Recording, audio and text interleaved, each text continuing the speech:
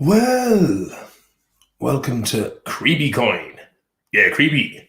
What's the crack? So, I did a live stream earlier on, walking back from town with the dog, but the I didn't realize that the camera was sideways. Got a couple of thumbs down for that, and the audio was brutal because I had the old Streets headphones in. They're not AirPods, man. They're no Chinese jobs. You know what I mean? Chairpods. So, yeah, the audio and the visual wasn't great. No, it wasn't great. So I can understand why that has gone into private mode. But to expand on earlier on today, geez, the crypto market took an awful pounding altogether. So who do we have? Mikey Higgins, oh yeah, the Vinster, Oisin Campbell, Story Boy, long time no see, phone broke, Oisin. When the phone breaks, the crack breaks. Sometimes it's nice to get a break from the phone. DGB120, how are you getting on? Occam's Brute. Oh yeah, Occam's Brute, hey. I was on to Jimmy Bars, but he's out with the lads, probably enjoying a few nice pints. Big shout out to Jimmy Bars. 21 people in the live chat looking. Kevin E. Murphy, how are you getting on? What's the crack? It's Quads McGinty here. I just finished giving Quato Coin a couple of Quatos on the old rice and pollock. So I had to throw in a little bit of broccoli and carrots, and it looks like the tricolor within in the pan. Hold the crypto. Take the opportunity to buy on the cheap. I'll tell you one thing about I'm on Coinbase, the bastards. I tried to trade some Ethereum for some Bitcoin as it was going up, but then it still wasn't working. So it's typical that Coinbase went down, so lads couldn't. Is Big Mick really my uncle? Yes. It's a shame that old Coinbase wouldn't let a lad buy anything during the dip. Lewis Scott, well, Martin, any crack? ST. VeChain to the moon scan. Let's check out VeChain. I don't know where's our mom supposed to buy it? VeChain. I'll have a look at the VeChain, see what the crack is. VeChain, coin market cap. I'm a crypto man now, so I am. So it's looking. Oh, she's down a good 29%. Hey, down a good 29%. How you fixed for a bit of VeChain? Yeah, no harm in putting a bit behind everything. Diversify the portfolio, as they say. Buy GME and AMC, says Juvelita. Yeah, I thought I was a bit late for that crack, but it probably would be typical. Bruce Willis, telling you, no cap. Bruce Willis, he's got a hard head like a bullet. Vinnie Jones' job. AMC is going to blow. How do you mean going to blow? Hey, listen, if you want to come on and have a bit of chat with the main Bochel, hop in here now. Hey, hop in here now, and we can do a bit of chat about the AMC there, Juvelation. If you want to jump in. By JRE, is that Tim Pool talking? Is it? I heard Tim Pool is going to get hair transplants, man. He's going to look like Vinny from Home and Away, aka the Stackhouse lad from the fuck was it called? True Blood. What was it all about, man? Load of pervy vampires. Went on. First two series was enjoyable, but then it went on too far and went fucking daft. And I knocked it on the head. Have you any takeaway pints? No, but we could do with a few. Sean, it's only himself. I'm seeing if J-Bo McNally, the main man, is going to jump on. He's doing big chats about Manchester United. Not my favorite team now. So I'll see where he is. Email, the camera on my tablet is better. Sound boys.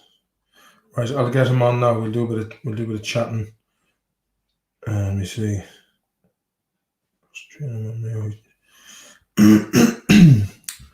Right, I'll have to send a little email to J-Bo McNally. You know when you've been J-Bo'd. Let's see. Bear with me now. I'll get this lad on now. This lad, he's the right touch. Man United head. Find out more about the Glazier brothers. Yeah, Glazier brothers. Sure, you're not happy enough that you're at second place, man.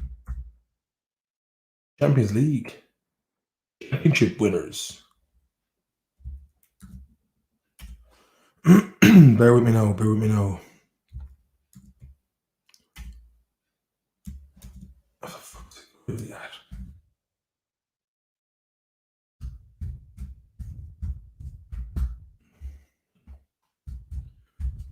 This over to him. Come on now.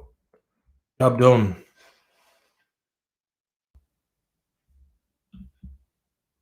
He'll be joining us now for chat. Talking about J. Bomanel in the boys. Any buzzing? Any hash? Rick, how you doing on Alex C? Get stateside on the burner again, Galad. Doing anything over the summer? Yeah, there's a bit of a touch in the pipeline. Maisie Coin on the rise. Maisie Blues. Mada. Oh, here he is. We got him in at the stream. Jay Bomanelli, aka Jay Daly, the main man, the personal trainer. Mr. Mark Maloney, how are you, my friend? I'm very good, mate. How are you getting on? I'm quite well. No complaints. Come on, you're looking yourself playing the whole YouTube gig to the nth degree and dragging the balls out of it. But we do what we can. Going? Did you get burnt in the crypto game, Jay? Did you? Thank fuck no.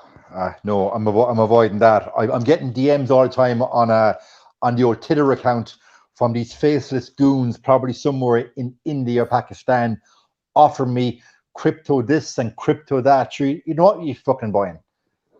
You wouldn't, and that's the fucking trouble. Did anyone ever tell you look like Guile from Street Fighter? I may have got that once or twice, but I would argue I'm a much better actor than Van Damme ever was. Aye, that's true. And we got a couple of lads here in the comment section. We got Chris Pez saying he's looking good. What's it say? And we got Jaquarius down here said he's crying tears of joy. Is in it? It's and Graham Russell says some banners on Jay. You've got a solid hairline there. Good genes, that is. Yeah, my grandfather, the man passed away late in his 80s and still had a full gruig, which is decent genes. So, you know, it is what it is. It is what it is. That and a good blow dry. Can't beat it. Yeah. Hey, it's funny, Jay. A couple of years ago when you were telling me that you were with the ex and the kids and you're going out to Spain and you were telling me like you had the hammer right on. Oh, fuck yeah. I was only telling that story the other day. When he was saying, dude, I had the hammer right on, the body was pumped, I was the best looking middle-aged man on the beach. But the thing is, like, I was there with herself, the ex herself, and the kids. Yeah. So I wasn't going to be spending all day with the kids and the ex. There had to be some downtime as well. Or, in my case, some uptime. You know how it is. Yeah. I do, and that's the trouble. And let's be fair. Let's be fair, right? How many women will ever actually admit to going into a bar and saying, "Jesus, Mary, look at the big bald fat lad in the corner. I bet he's a great personality. I'll shag him." No, they don't fucking do that. Of course they don't. Women are as shallow as we are. The difference is we admit it. That's the difference. What about Tony Soprano? He seems to be getting, but they're saying that's a fictional character. So I guess there's no putting. Look, all credit to James Gandolfini. End of the day, like phenomenal actor. But you know, as Eddie Murphy once said on stage, I think it was that Raw compilation he did back in the 80s, and basically he did his whole soliloquy about artists and musicians that you don't have to be good looking, but if you can sing and you got money, quote unquote, you get in the pussy. So if you're famous, it doesn't matter what you look like, you get in some pussy. It's all there is to it. So us mere mortals who aren't famous, I have to lift weights, lash on the hammerite, and that works the odd time, you know. I tell you that we might as well tell the viewers how we know each other. It's from, and we have Juvelita. He's waiting in the green room there. Hang on a bit there, Juvelita. You're in the mix, buddy. You're in the mix. Hey there is asking, is he single? Double question mark, Jay. No, I'm not single. I'm happily in a relationship. Good man. Well, you know what? Men like ourselves, we don't wait around long on the shelf. No, we don't, because you know what? It'd want to be a pretty big shelf to hold likes of us. You fucking would. Be more like a Walmart or something. One of these, what are they called? The box shops. Chris Perez says, when was the last time Jay sweated piss? I don't know if I've ever actually sweated piss, but the last time I sweated was probably today at 12 o'clock when I was under 100 kilos for reps. So it's probably 12 o'clock today. Yeah, I've gone a bit fucking lazy with the old exercise, but and I've had a couple of intermittent heavy ones that do cause a bit of existential questioning. So I think tomorrow I'm gonna have to go and gear 9, hit the gym. But remember now, before you go in, Cocoa Pops. Remember the Cocoa Pops? As Hulk Hogan always said, it's about the prayers, the training, and the vitamins. So Cocoa Pops pre-workout. If you know, you know. If you know, you know. Cocoa Pops.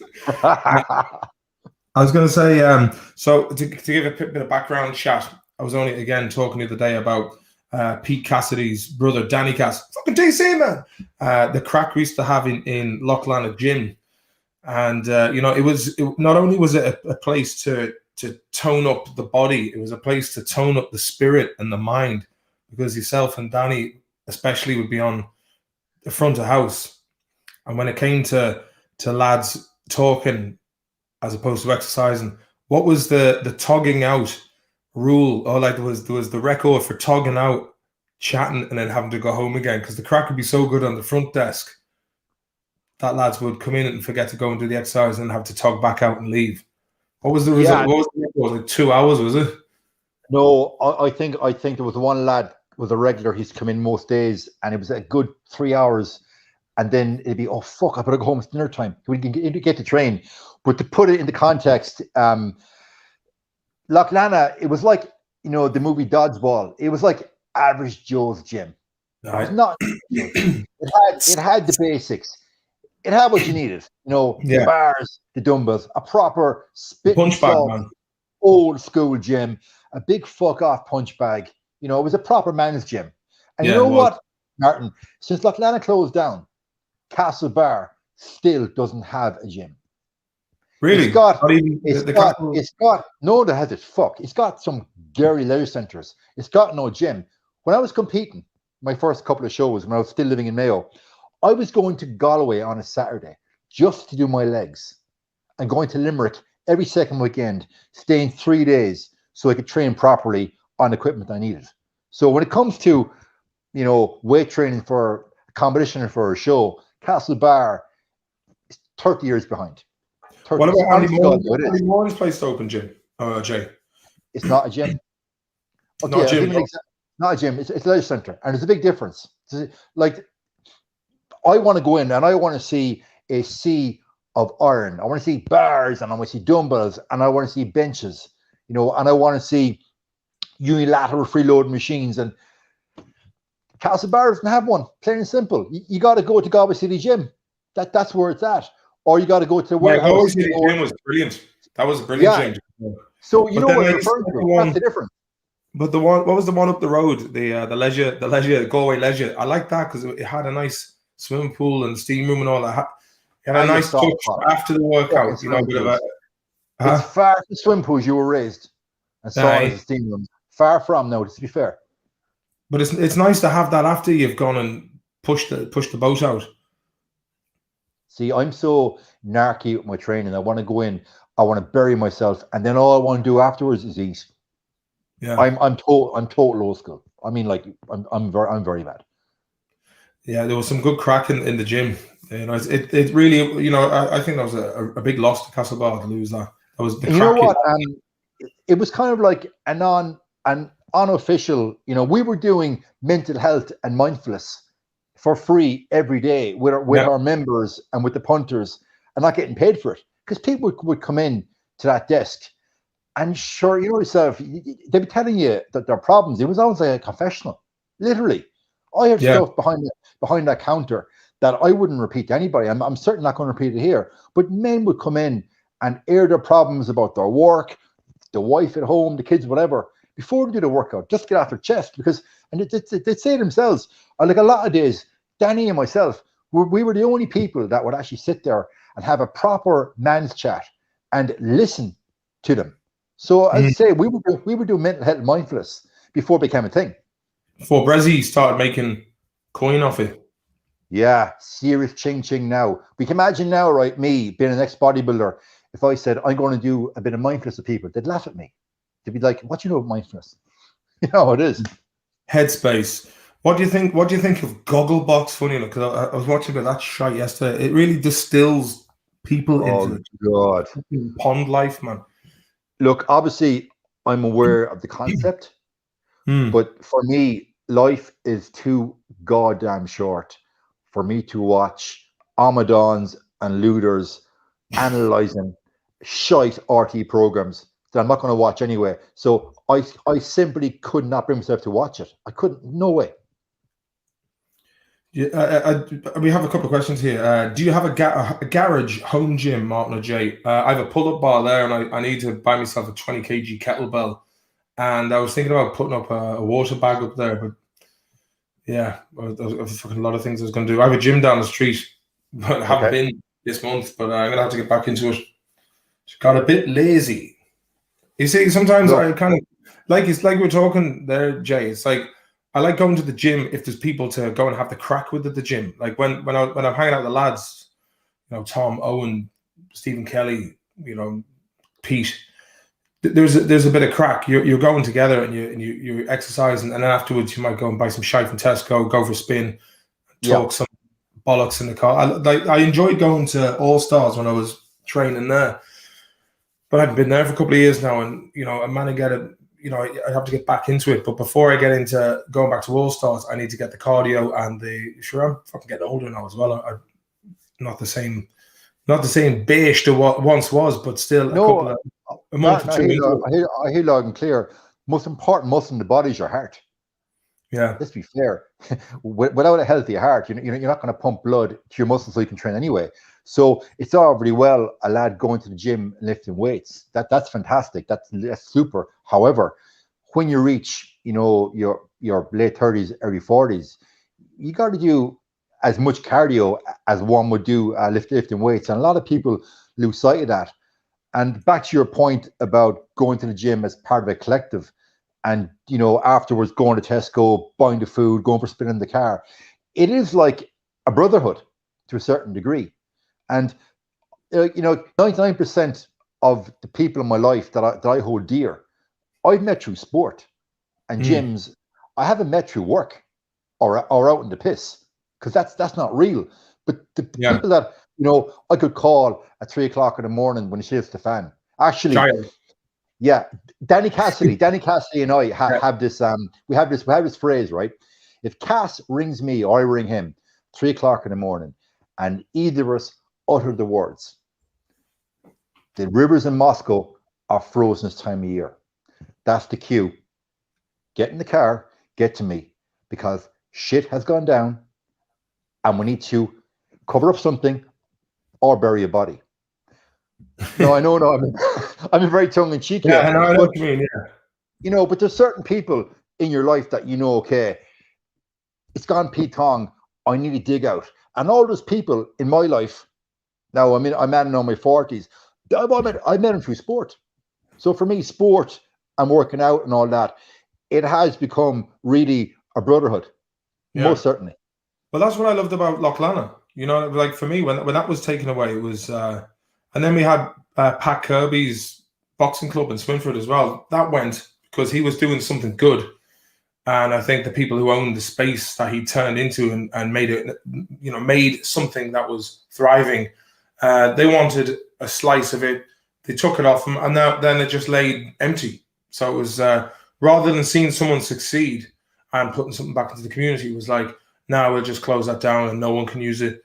And that was another, like, when you have a good gym you go to, where you have a rapport with everyone in there, and it's good crack, and then it's taken away from you kind of feel like there's a bit of definitely a deficit there. And for me, I don't really like change that much. I like to go to a place where I know the people.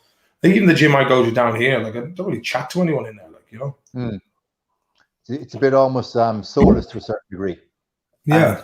And if you're not getting that human interaction and a connection, and you're on a day where you're tired, you don't really want to go and work out. It's that okay, I'm going to go to the gym, and it's Tuesday, so and so is going to be there. Or it's a Wednesday, or someone's going to be there.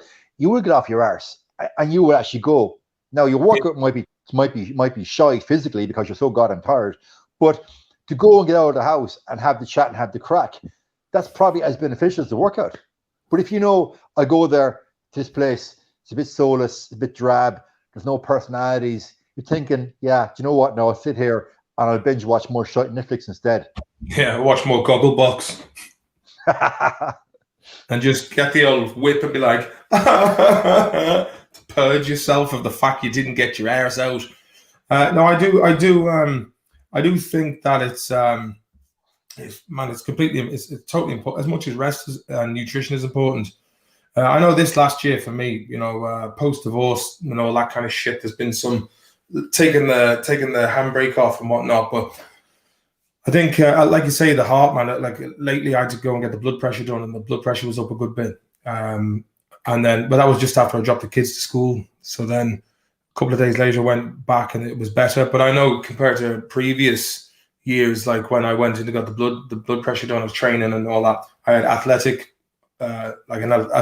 heart rate. They said to me, well, the heart rate of an athlete. So I know if I get back into it now and actually make it part of my routine. But again, it's like you get motivated when you're hanging out with people who motivate you, So very true. Yeah. So yeah, it's important. It's more so the social aspect around the exercise is equally as important as the actual exercise itself. Plus, I think a lot of people were kind of, I think the past year and the way it's been, people are they've lost their motivation to do anything. It's like playing music. I'm like, well, I'm not playing live, so I'm fucking lost interest in that even. Yeah. You want to be. I put this up now. He goes, "It's that bad. I'm driving the digger and listening to you talk while I'm in at it." Well, I'll tell you one thing, Irish Silent. Anytime you're driving the digger is a good time, because I was raised driving diggers by. I'd like to do that over here, but the fucking hassle of trying to get a dig license. So I do that. I'd happily sit in a digger and drive as long as I was then getting a bit of time to get up off my arse and train and whatnot as well. You know what we'll do? If you want to talk about the United stand as well while you're here as well, and okay, you talk very well on it, Jay. And I think Thank you. Yeah. And you're getting big numbers on there as well, aren't you? You're on it tonight. Yeah. Okay. First of all, I must stress it's not my channel. I'm working for the channel as an employee. It's not my channel. I wish it was, because it's a massive platform. Okay. Basically, now when I watch football, okay, I've been watching football all my life, no more than yourself. But now when I watch football, I'm watching it, making notes on flashpoints and talking points. So watching football now has become almost like a job to a certain degree. I know that's kind of fucked up to when you say that, but I enjoy it. I go on the stand, and my job essentially is to be the cold, hard analyst, aka Amy Dunphy. Pull no punches, call it like it is, not get swept up in the emotion that some of the other lads do. Call a fucking spade a spade, and that's why I'm on it. Because they know they'll get cold, hard facts, devoid of emotion. So that's why I'm on it. I started with them last November after, he got knocked out of the Champions League by Leipzig. And that was the night that Paul Pogba's agent had come out and said that he wanted to move away from the club. So no better time to bring on a man of facts and analysis than after get knocked out of the Champions League. Because I've been go ahead. Did you come in like a guest? Like they opened up the floor, vetted some people to come on and have a chat, and then they were like, "We like the cut of this lad's jib. He just goes and shoots from the hip. It's fucking chairboat, man." Basically, they'd seen my Instagram lives that I've been doing kind of off the cuff with fans, and often I go on after a game, and I just let rip. Also, I was posting up excerpts from my shows on CRC Radio. I'm football pundit with them for the last couple of years. So I was just putting up. Yeah, so I was just putting up. I'd like to hear you expound on more. I mean, I definitely think you should have your own channel as well. I think having your own, just talking about anything. Like, yourself, we've been, we went live on Instagram the last year, and we were talking about the fucking the Fauci crack and what's happening, and the arbitrary removal of personal freedom that we've seen, and I suppose the the division of opinion in public and propaganda efforts and scaremongering, and now everything coming out the other side is like the narrative is starting to fall apart, and yet I don't think anyone is going to be held responsible for the, you know, and Ireland is one of the worst for having a complete monopoly over the media and no dissenting opinion, and anyone who is like ourselves who speaks up because it's the fucking boy who goes, look, the king is naked, gets ostracized or sidelined or smeared or humiliated. Could you do us a favor, mate, and talk a little bit about, like, you know, what I just said, mate?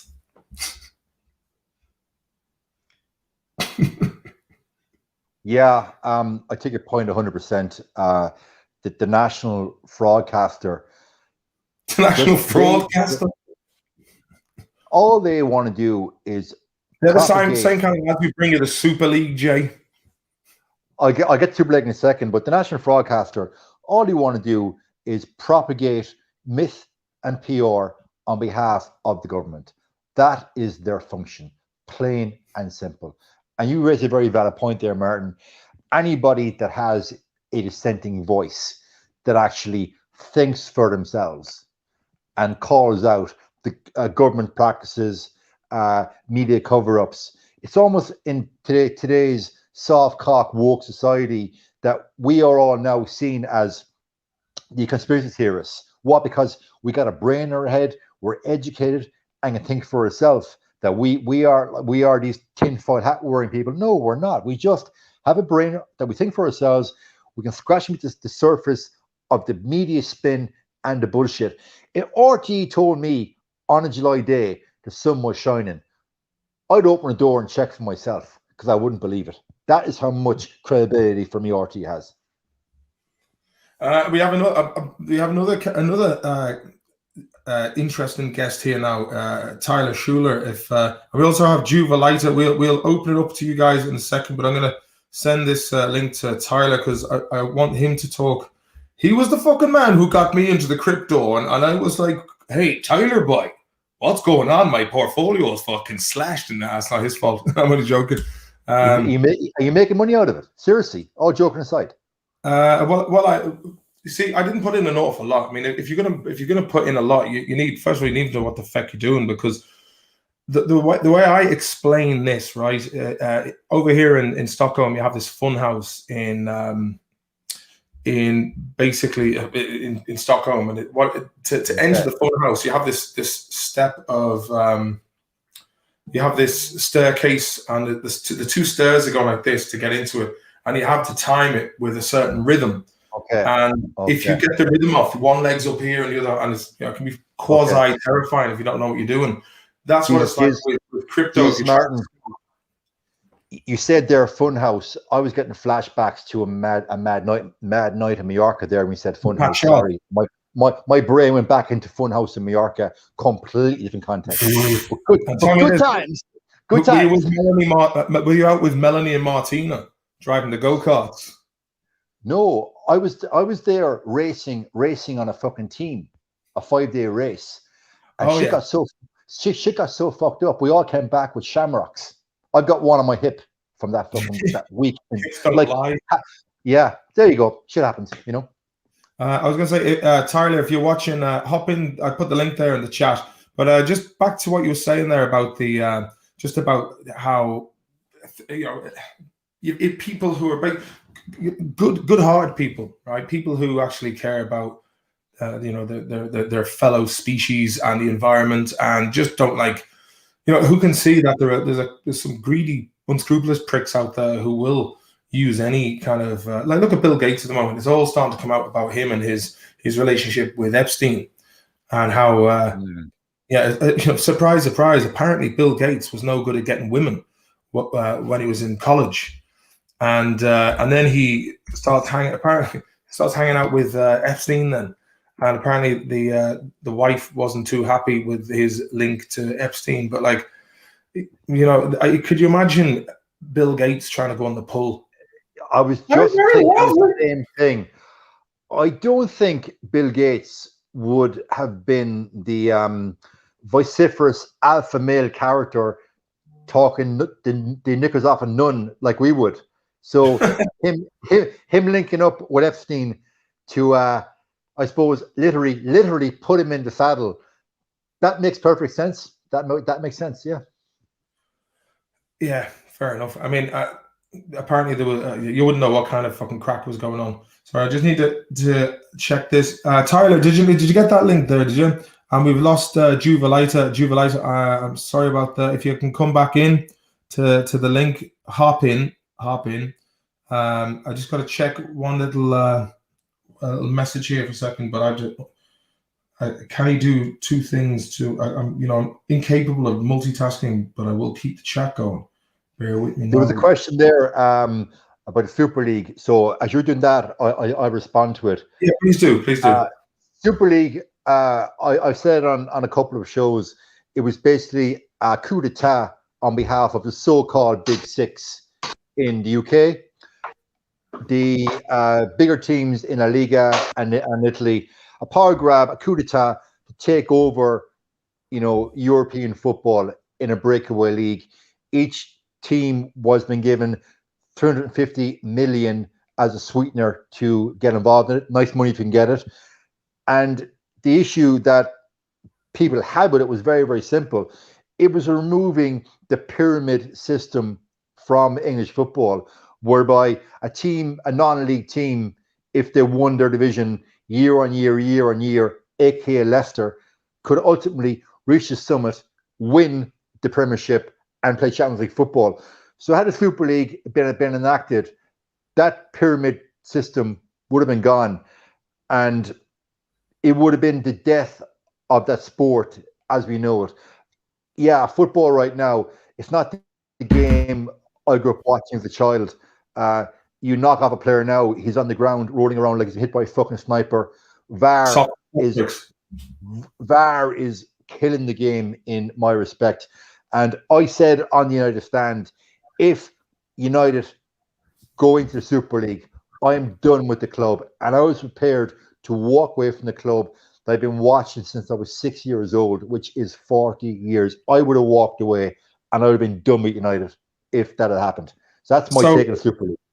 Yeah, I mean, basically that would have meant like the Super League would it have been relegation and promotion. So it would have been no relegation, no promotion. It was basically it was a league for the super rich teams that were given this 250 million per team to go into it, and it was bankrolled to the tune of 5 billion by JP Morgan in the States. And basically it was basically the Americans wanted to run European football on the same business model as the NFL and NBA is run, aka the clubs become franchises. And ultimately, in the fullest of time, you would have had United playing Barcelona in Malaysia on a weekend, because would get you the biggest viewing rights. And it would have been the death knell of the game for me. I think had they done a much better PR job on it, they might actually have got it through, personally. Because fans are fickle. And a lot of fans watching United stand, they weren't fucking born in 99 when United won triple. So society's become, they want instant gratification. They can't remember a result from last season, the year before. It's all about the here and now, the new toy syndrome, signing big players. And that's all they're interested in. They're not interested in the history of the clubs. They're not interested in, the nitty gritty of the tactics or the training. It's all about signing the big players, the big games. But, who wants to play Barcelona or Real Madrid every week? That'd be boring. That's why you have a Champions League for those games. So it would ruin football. And another big issue as well was it was the Big Six, but Arsenal were in the so-called Big Six. Arsenal never won a Champions League. They were big 10 years ago, and Spurs are in it. What? Because they got a shiny new stadium in London. So Spurs, last time they won a league title was 1960s. They've never won a Champions League, and so The whole Big Six concept, that was bullshit to begin with. Mm. Sorry, no, I'm ranting. My apologies. No, no worries.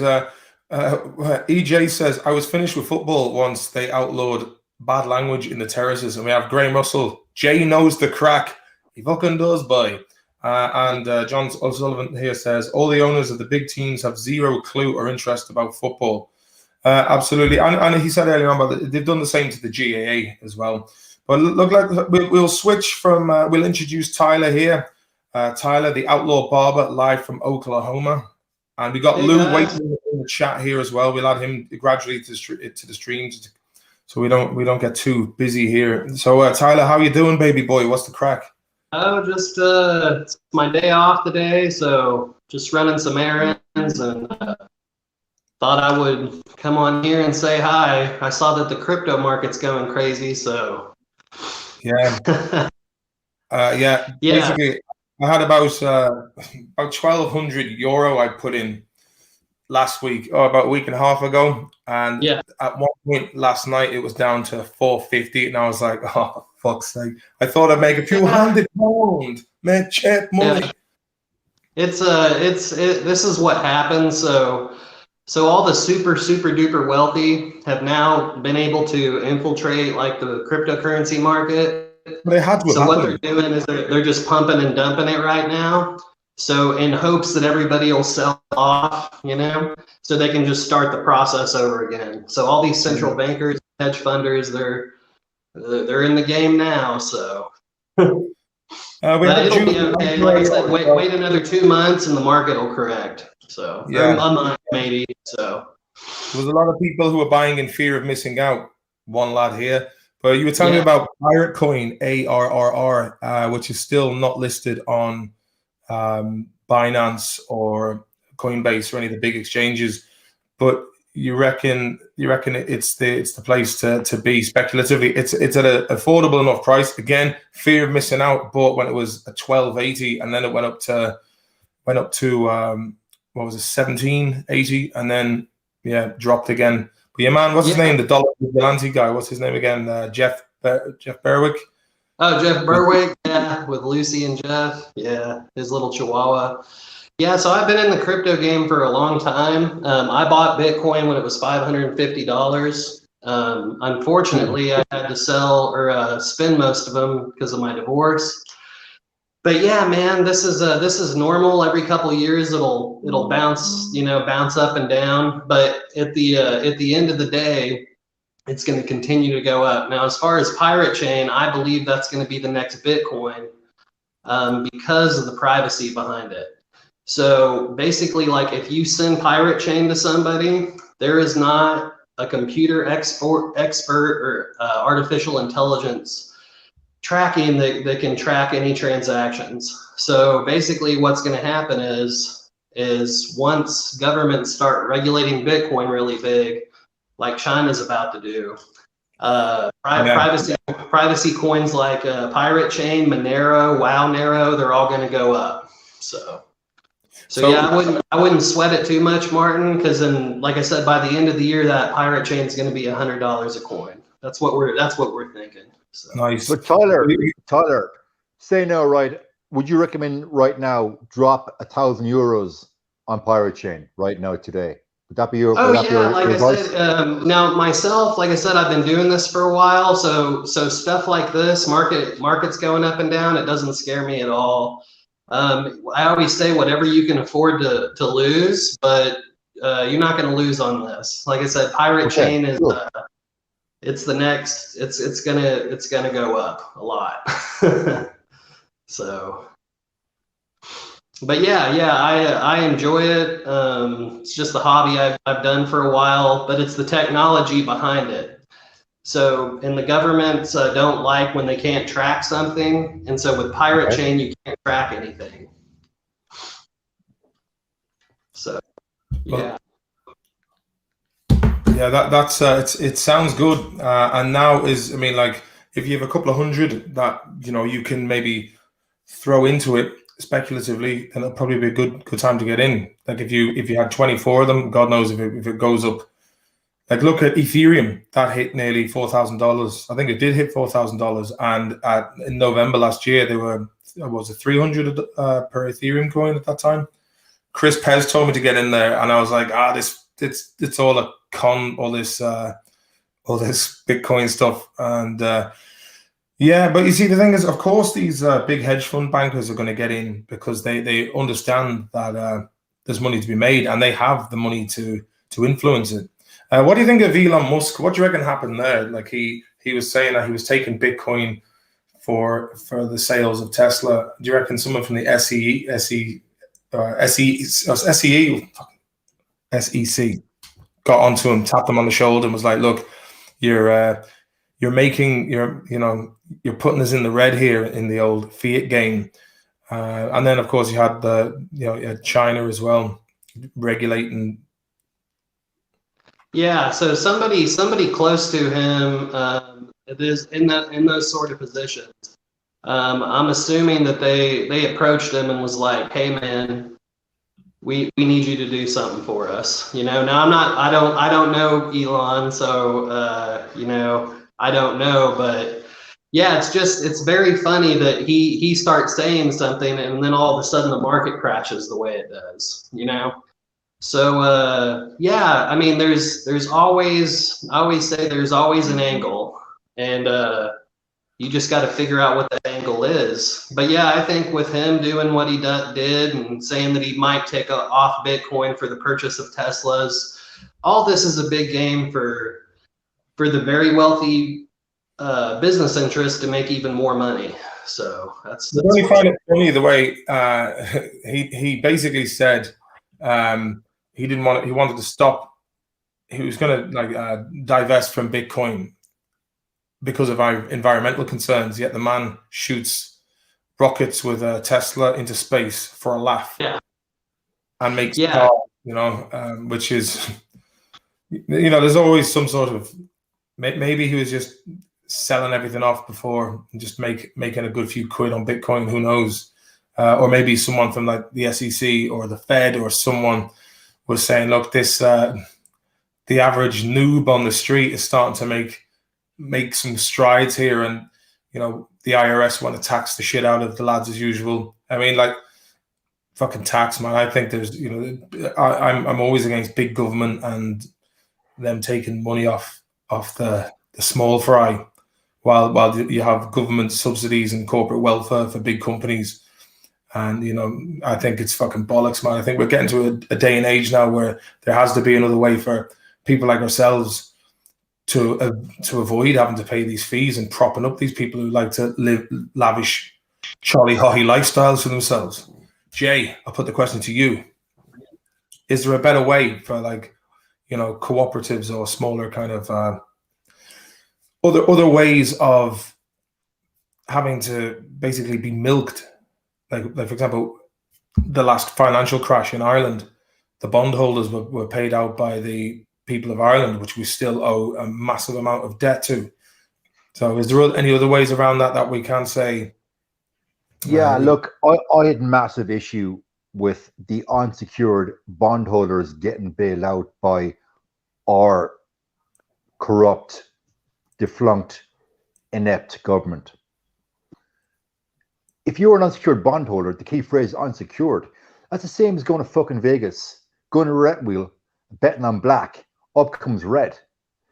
There was no directive whatsoever from the European Central Bank that the Irish government had to pay the unsecured bondholders. That decision was taken by the government, plain and simple. And my children's tax would still be paying the debt put on them by that fucking government. Now, that government fell, but the government that took over from them, Mayo man Enda Kenny, he went literally to Germany, to Angela Merkel, got bent over, and he took it as well. So he had a chance. Iceland is a perfect model. Yeah. They let the banks go tits up. I'm sorry, we'll have to run the banks. It's gonna cost billions.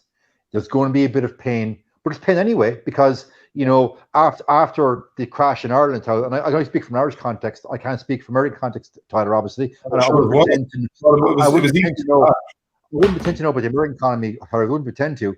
But in Irish context, funding for in education, hospitals, basic human rights were cut to the bone because the government decided, no, we got to pay off these unsecured bondholders. And who are they?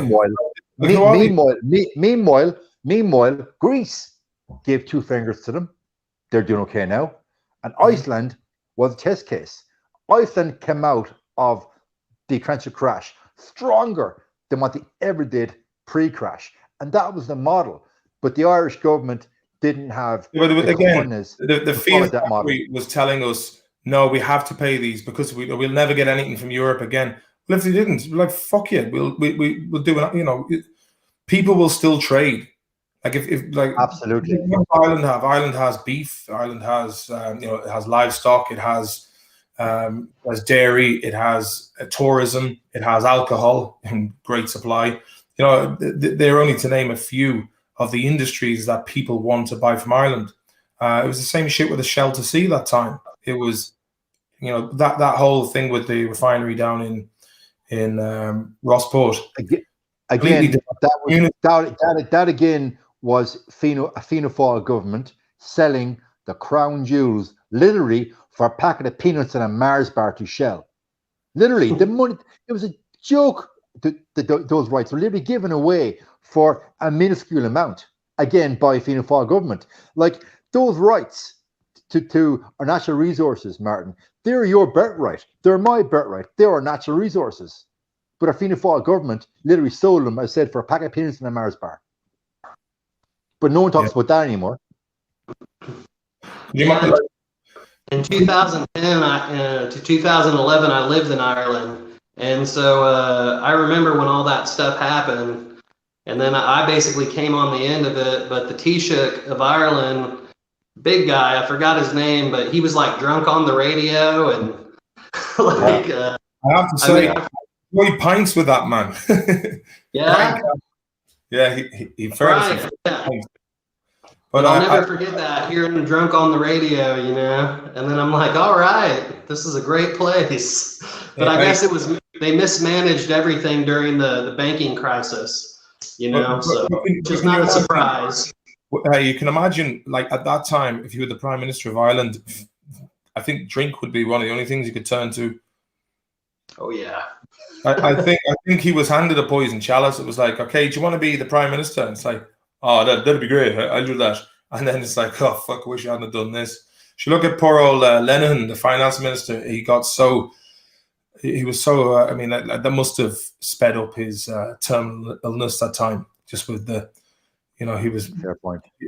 You know what I mean? But, when Bertie Ahern stepped down, was it May or June 2008? Let's be fair. Bertie knew where the bodies were buried. Bertie Ahern, the former Prime Minister of Ireland, Tyler, he was Minister for Finance, and he went on record by saying, as Minister for Finance, I didn't have a bank account. That's the kind of individual you were dealing with, right?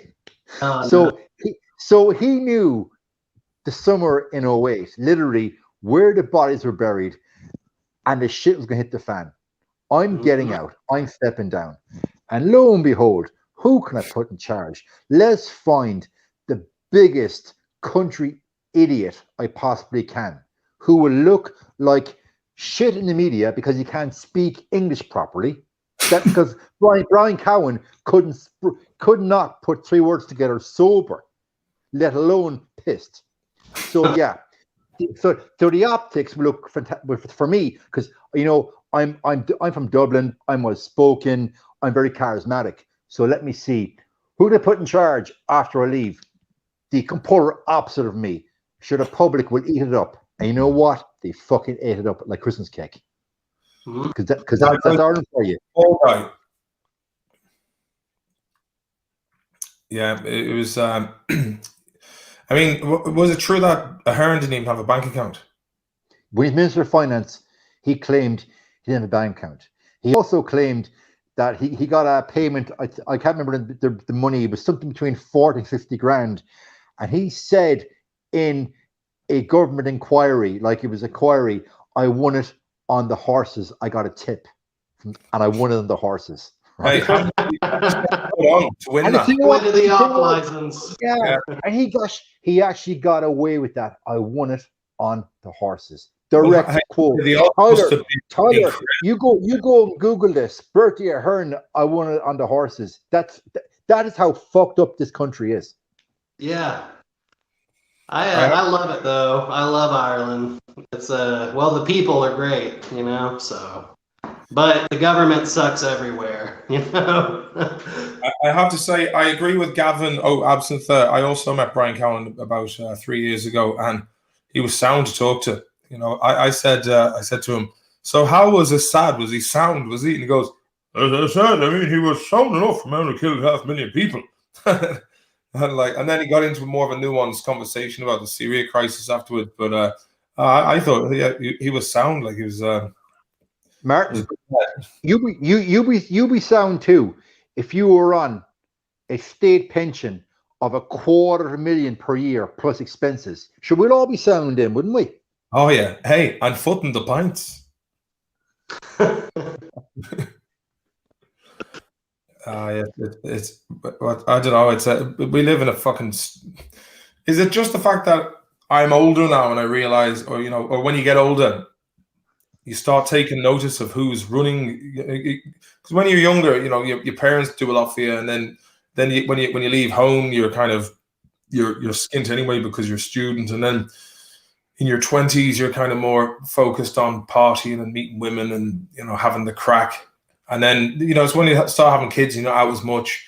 And then you start getting interested. You're like, well, hang on a minute. Why am I paying this? What's this new tax? And then you start like getting more into like who's running the show. And like I've said it before, if you look at people who become politicians, it's the worst kind of people. You know, I think, you know, I was only saying today was like, why do people put up with this shit? It's like, you know, it's this attitude, especially Ireland has an awful approach to kind of corporatist, cronyist, nepotistic misuse of abuse of power that just go, sure, what can you do? It's the fucking government. So well, why'd you put up with it? So I think people don't understand what are the channels needed in terms of like, how do you get the, because it's basically, it's almost the same thing as, oh, I'm a big fan of David Beckham. How can I get him the message to say, hey, David, man, I think you sound, let's go for a pint. You know what I mean? It's the chances of that is very slim, you know. But so people look at these politicians who are running policy and you know, basically one hand washes the other with devious financial institutions and whatnot. And they're like, so what can I do? I'm only one person. Like, how am I going to make a difference? And it's, you know, and I think there's an awful lot of complacency with people as well. It's like, well, look, I can't do anything about it, but someone else will. But that's what everyone else is thinking. And I think that there must be some kind of way where people just say, fuck this, I'm not, you know, not putting up with it anymore. You know, and people don't need to start turning tables over and getting leery, but I think a bit of assertive, look, mate, you're shite.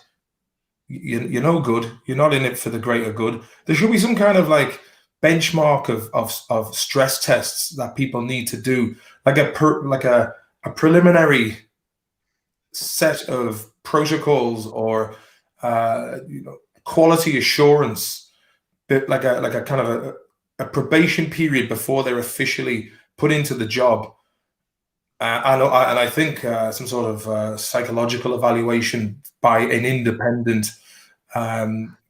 you know, psychologist who and maybe let them also be sequestered, so the person carrying out these psychological evaluations are unknown and can't get to, and then just fucking profile these people before they get in, put them through a series of quality assurance tests, stick them in. And I don't know. I mean, that's my kind of rant on that. But any ideas yourselves for these gobshites? I mean, but basically, like, I mean, those who need leaders are not qualified to choose them. You know, I mean, like, What you're saying, Martin, is if that did happen, that would be great. Like that would probably make the world better. But unfortunately, like you said earlier, the biggest sociopaths in the world are the ones getting attracted to those positions. Yeah, so if they were like me or you, they wouldn't be going into politics, you know? So, but that's my opinion. Jay, what do you think? Yeah, go on, Jay. You answer that question. Well, in this country, to run for office to be TD, you just got to provide a tax clearance cert that you don't owe the government any money. Tax clearance cert, easily done, right? And then you've got to get X amount of signatures to get yourself on the ballot paper. And that basically is how you run for office in this country, in a nutshell. So I would agree with Martin, there's got to be some system of checks and balances to filter candidates. But in, you know, but in a, you know, a lovely utopian society, we'd have that. If you look at, like, Tyler, the American context, like, you've got to be a fucking rich millionaire with massive corporate backing to run for office.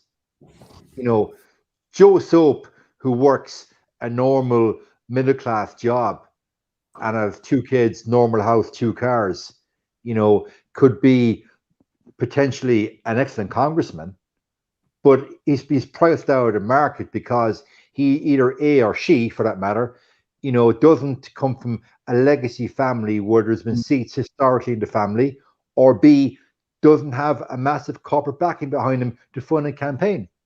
What do you think, Tyler? That's the problem. That's the problem in the States.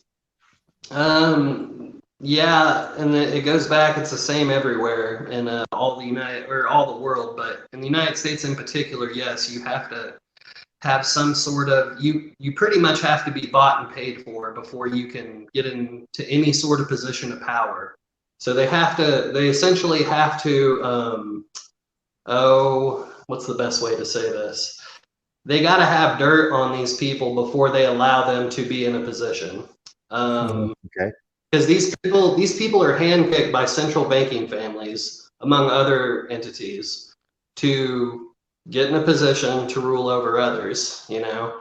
And so they have to be they have to be handpicked by these folks, you know. So that's just the way it is. That's the way it's been for a long, long time here. So that's why I don't participate in voting. I don't participate in any of that. So. Well, look at John Kerry, for example. You know, John Kerry is married to the heiress of Heinz. So like he's already in money. Obviously, he went to Yale and he was in shady company in Yale with the Bushes. And apparently, John Kerry's son and Hunter Biden's son were off doing little deals in Ukraine, and you know that's just one. They're just basically like 2 people out of a whole collection of Congress people in America who probably have, you know, like wasn't there another congresswoman there who basically got away with insider trading a year ago? Remember that? I remember. I can't remember her name, but yeah, I do remember that story, Martin. But I do think, you know, America is basically, or the United States is a country that kind of rewards grifting. You know what I mean? If you go to like Fifth Avenue in New York, you go into an electronical shop, they will, like, it's happened to me. I bought a camera and I was like a fucking idiot, like from, you know, came straight from Mayo into New York, and I was like, I need a camera. Oh, buddy, you came to the right place. I was like, I've seen this. It's a Nikon Coolpix HD, got all the bells and whistles. And I was like, yeah. And he was bamboozling me with such fast chat that I was like, yeah, it sounds fucking great. He goes, no, you know, it's a Friday. I'm feeling generous. The retail price for this was $220. I'm a nice guy. You're a nice guy. What I'm going to do is I'm going to drop it down to $185. You know what? Fuck it. I can sell this to you for $150. I was like, fucking brilliant, man. And then bought this thing, and I was, you know, it was only when I was like, how about a memory card? And he was trying to sell me a 1 gig memory card for 20 quid. And this was 2011. I was like, things given away for free from You know, they're actually so useless. There's 1 gig. What are you going to do with that? And I was like, hang on a minute, maybe I'm being conned here. And I was like, no, I'll just take the camera. And then went back and I met this girl, a friend of a friend, and we were having dinner. And I shown her the camera, and she was like, oh yeah, you buy one of them on Best Buy for like $50. And I was like, and I put a bad taste in my mouth. But this is the kind of crack like this.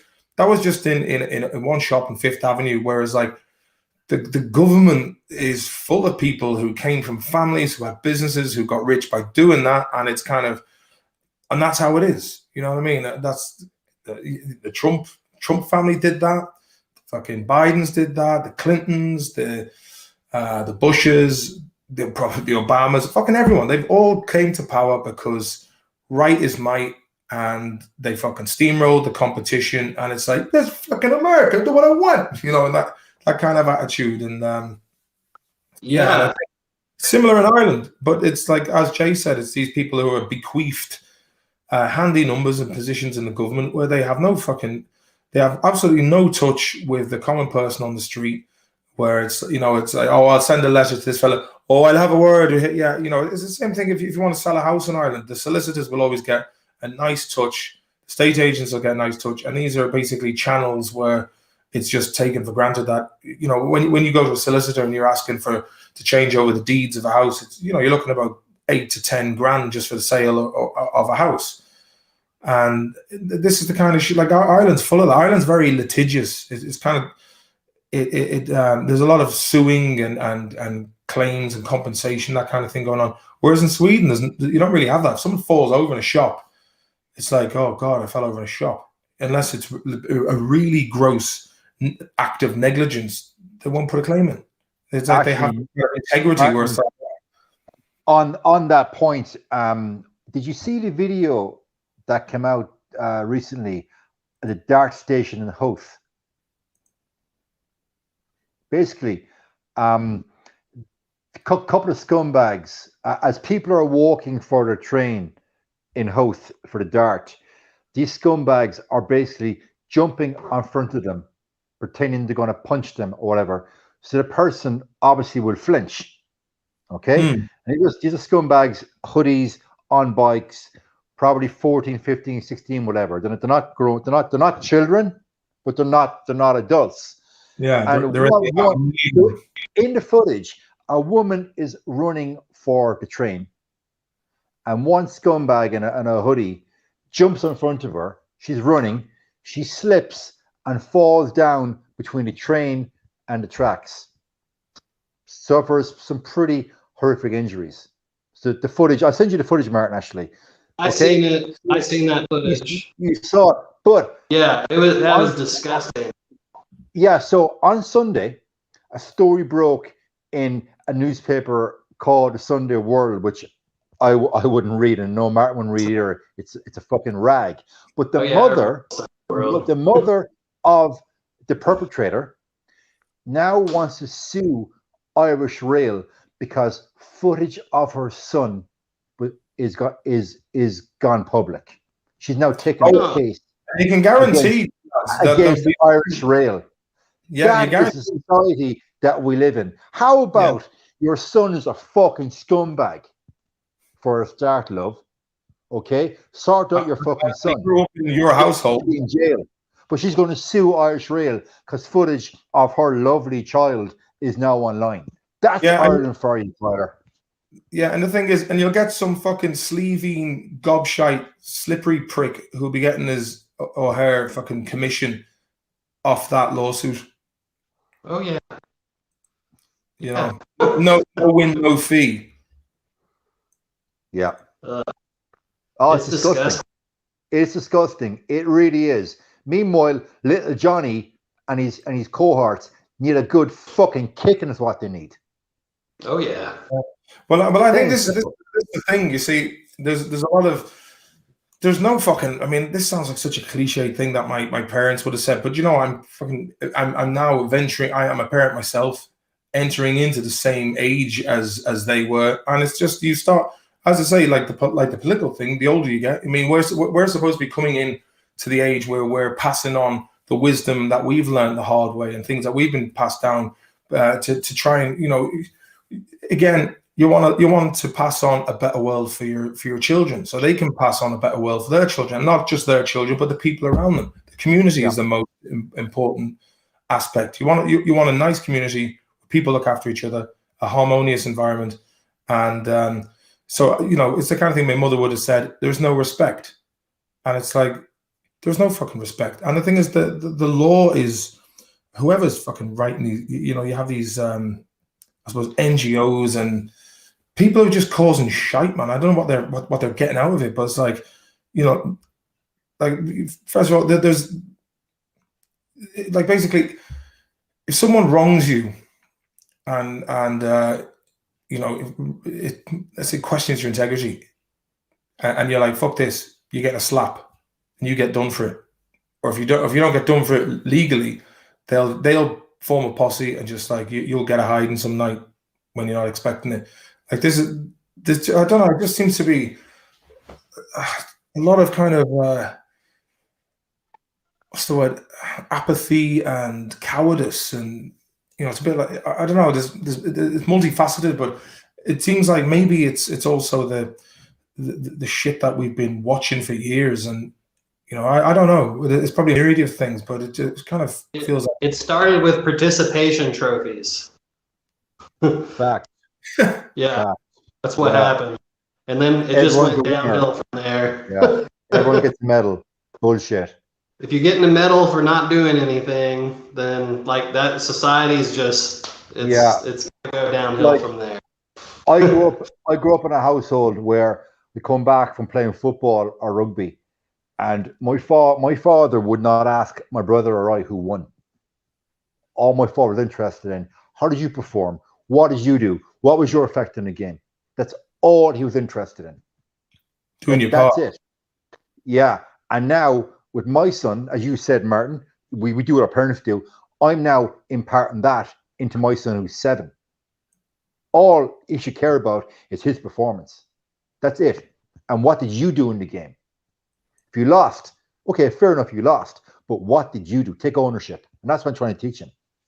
Well, and then the thing is, and you get these gobshites out there be like, oh, that's toxic masculinity. Do you know what I mean? The pseudo-scientific fucking divisive bollocks, which I think is a smokescreen for just getting people fighting over trivial bullshit, while the likes of these fucking hedge fund bankers and fat cats are getting away with milking us dry.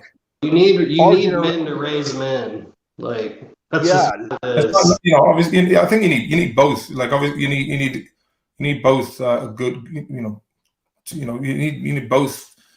I mean, like if you're living in too much of a female environment, you're going to be given a handy touch, and if you're raised around too much masculinity, you're probably going to miss out on other nuances as well. I think balance is key. I mean, that's my opinion.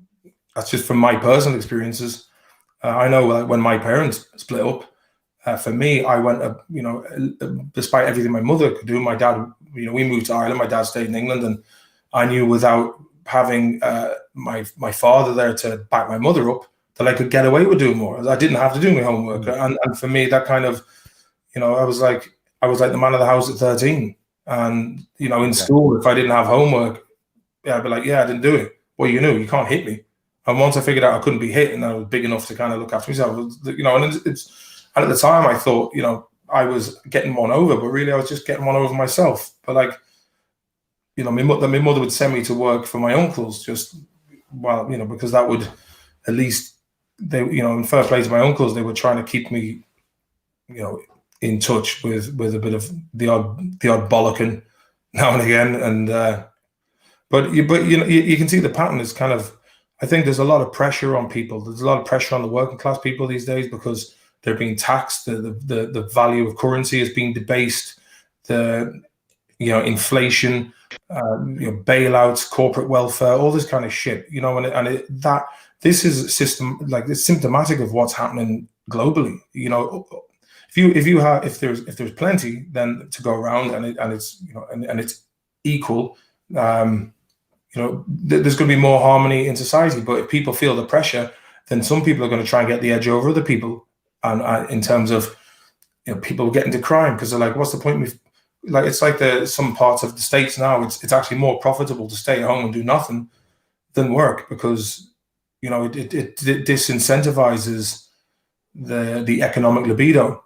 So other people will also be like, well, if I go down and especially if people are raised in an area where like crime is part of the culture, like if you look at some parts of Dublin or Liverpool, just take certain cities that I'm familiar with. If you have people who are raised in a culture, or like how East London would have been, back in the day with the Crays and Lenny McLean and all that kind of thing. If you're raised with people who their occupation is crime, then that's gonna be all you know. So people are like, well, I could rob a bank or a jewelry store and get a nice touch, and if I get caught, I'll do a stretch in prison.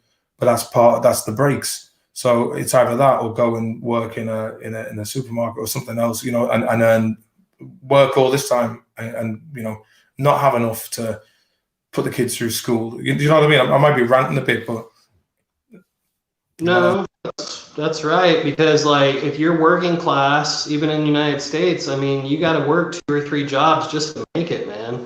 Like, that's just how it is here now. Like, because everything's so much more expensive. So it's always going to be harder on the working class people, always, because not only we got to deal with just being working class folks, but we also have to deal with these psychopaths hyperinflating the dollar. And then it just, I don't know, it goes haywire from there. Yeah. Some great comments there, Martin.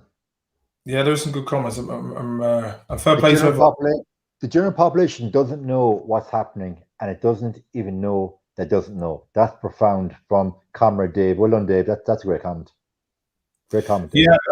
Also, the social media has caused whole scale, as John McGonigal says here, social media has caused whole scale narcissism. Very few people are grounded. Arrogance, narcissism, cynicism, sarcasm is the bane of our times.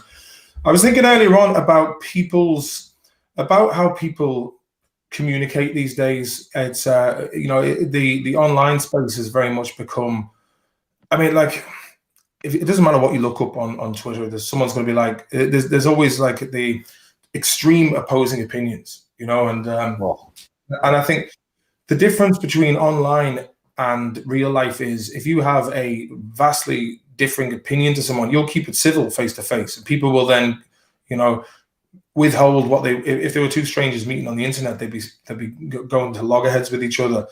And I think the likes of these big social media. It's a topic I always talk about often, because it is an ubiquitous part of the modern lifestyle now. I think the fact that social media is choosing to curate what information, they're basically the ones who are arbitrating the flow of information.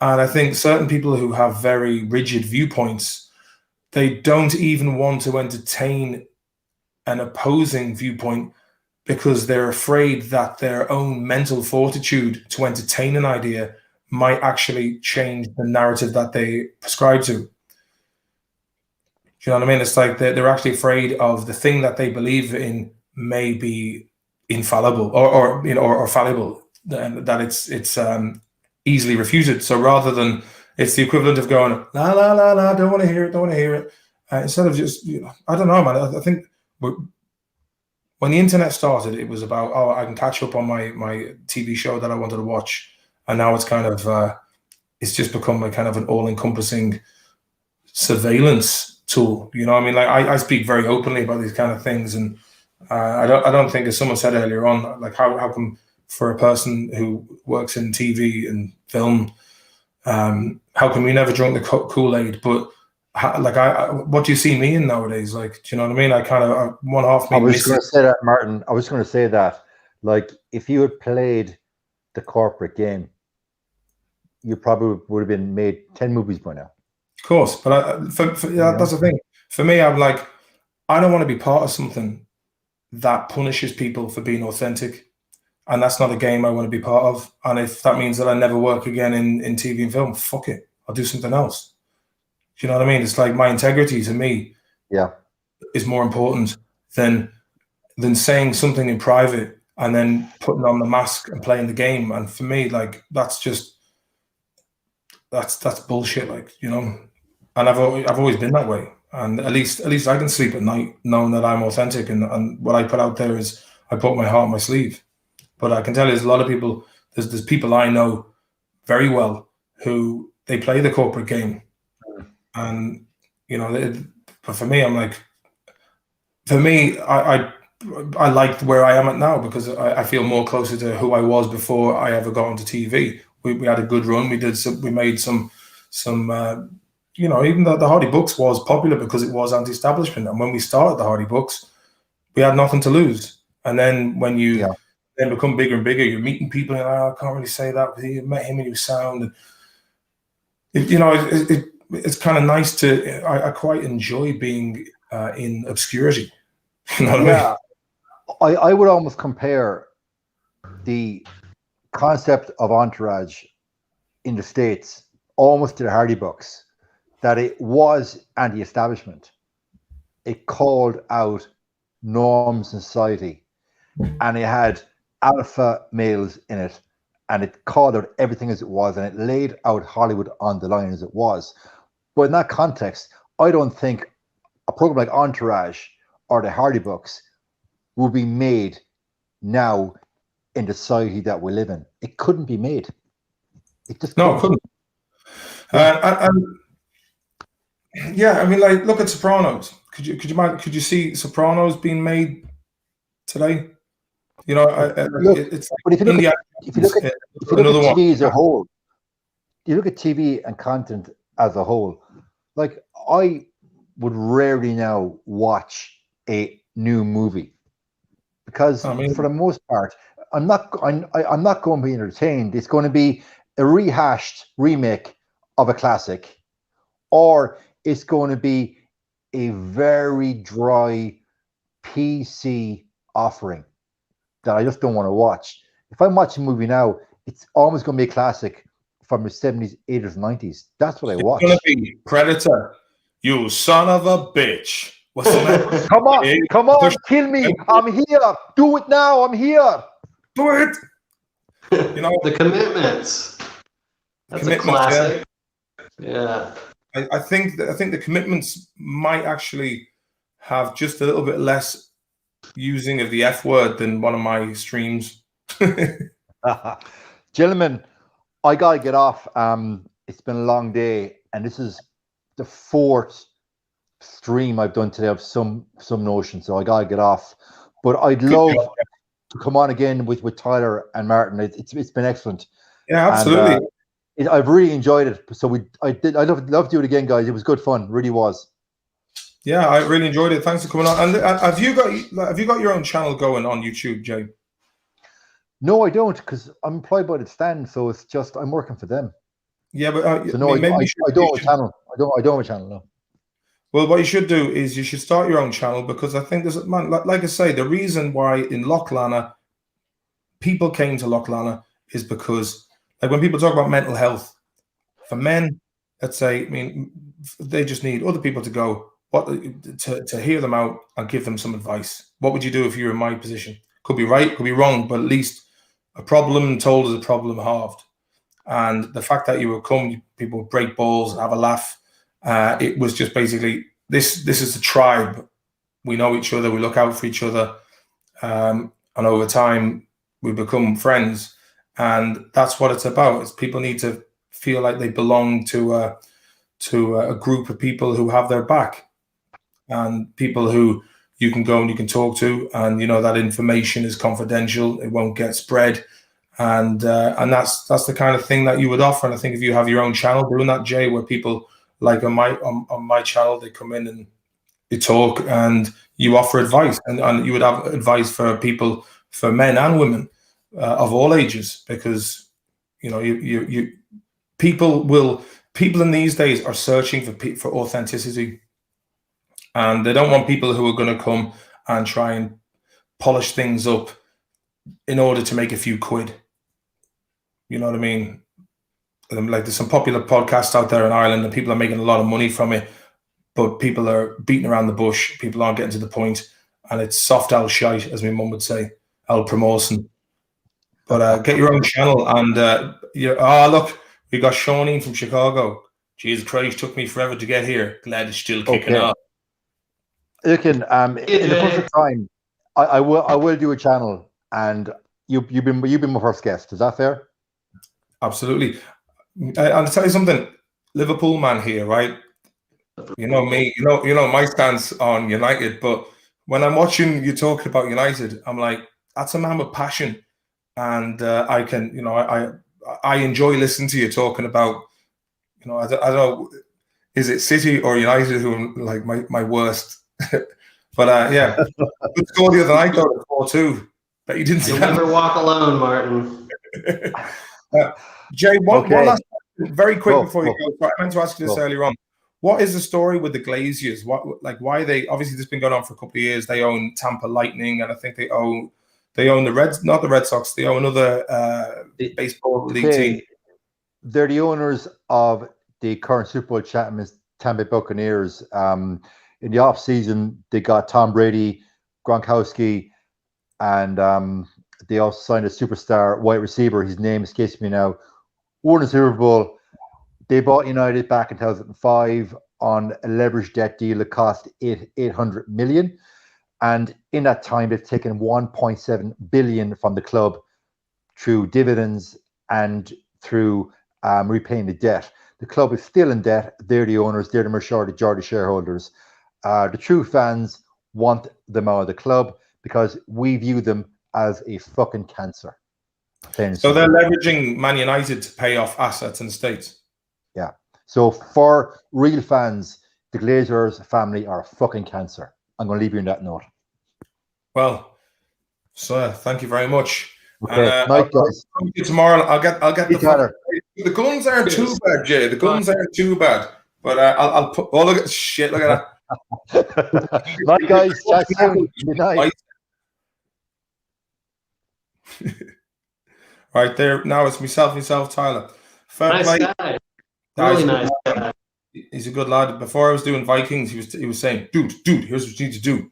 Wake up in the morning, coconut oil, hot water, lemon slice. Don't drink any. Go and fucking work out, sweat. That'll break down the shit in the liver. Then eat a load of broccoli, chicken, and rice. I was like, sounds pretty hard. Battle of the Beards says Alan Keane here.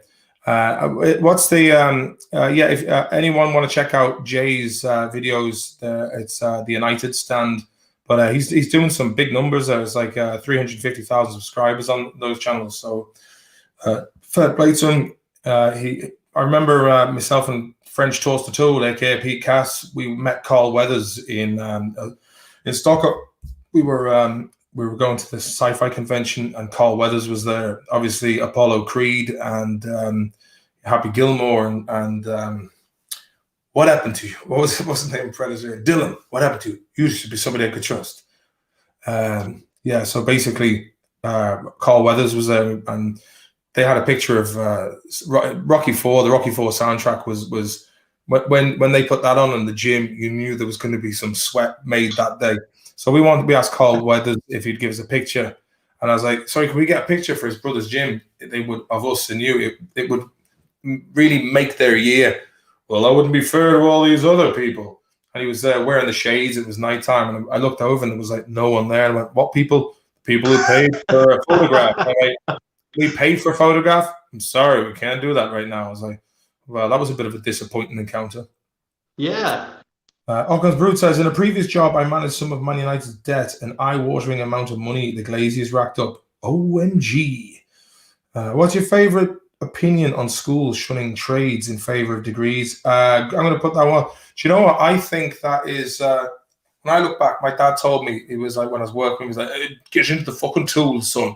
And I was like, I want to get into TV and acting and playing music and all that kind of thing. And really wished that, I'll tell you one thing, it is shunned, Mark, and I'll tell you this: if you look at most of the lads I went to school with who pursued a career in a trade, they've all got a nice house. They've all got, they're businessmen, and they're living well for themselves. So if you have a trade, you always have something to fall back on, and that's something that I would recommend to anybody. there's this kind of pressure. People are, of course, there's going to be academic pursuits, white collar jobs, graphics design, all this kind of stuff. That, a lot of these things can be done after school. I mean, I think there's way too much pressure on kids in school to get these ridiculously high results. It's too much pressure on them. Leave school, do your best in school, get a trade, work, make a few quid, and then decide if you want to do something else. I think that, looking back, for me, that's what I would have done. I agree. Tyler, sorry. Yeah, I agree. As you know, I'm a barber by trade, so it's always good. Like, not only do that, but I do a bunch of other stuff. But man, I'm all about the trade life. My brother, he's a sprinkler fitter, and he started out pretty good wage, and now he's 7 years in, and he makes $100K a year doing like fire safety stuff. So he makes $100,000. That's he's a project manager, but he makes good money now. And he doesn't have a college education or anything. He learned and rose through the ranks. Yeah. Well, I was in me and Mike, the brother-in-law, were in Australia about 8 years ago. We were doing a locations shoot for Hardy Books 2. Unfortunately, that didn't happen thanks to the court case. And basically, we met these two sound fellas from Perth who were in Sydney. No, we were in Melbourne. They were in Melbourne because they were looking to rent a crane to build a skyscraper in Perth. And he was the head guy in the company. And I was like, how did you manage to get to this position in the company? And he was like, well, I started in the bottom of the company. I was working my way up, looked behind me, there's a guy behind me. And then, I kept looking behind. And then one day there was no one else behind me. It was me. So now I'm the boss. I was like, wow. So it's a marathon, not a sprint. And I think, for me, my patience is, my lack of patience is always like, things need to happen now. But I think once you just, resign yourself to the fact that things don't take days, they take years. And there's a lot to be said for planning. And for me, I'm actually going to go back and then just, like, tomorrow, I'm going to spend a day planning what I want to do for the next 5 years, what I want to do for the next 10 years. Because for me, I've always lived very much cross that bridge when we come to it. But I think I need to start thinking of something else. And maybe it is TV, maybe not. But I think I would like it if there was another alternative to mainstream TV, somewhere that people can make good money, but also that they manage to have that freedom. Is there a lunar eclipse going on now? I think there might be. Martin, in 5 years' time, you're going to be rich off Pirate Chain, so you can fund any projects you want. Oh, please God, Tyler, please God. Let me just see if there's a lunar eclipse going, because I think right now I'm looking at well, there's going to be a super blood moon total lunar eclipse set for May 26th. So that's going to be a bit eerie and spooky. So check that out, man. Check that right out. But maybe it just could be a cloud going over the moon, actually. I didn't think of that. Probably the most rational. But that's how my brain works, Tyler. But Pirate Coin, you reckon it's still good? I see Wow Nero has taken a punishment. It was up to what was it, 150 recently, and now it's down to 40 cents.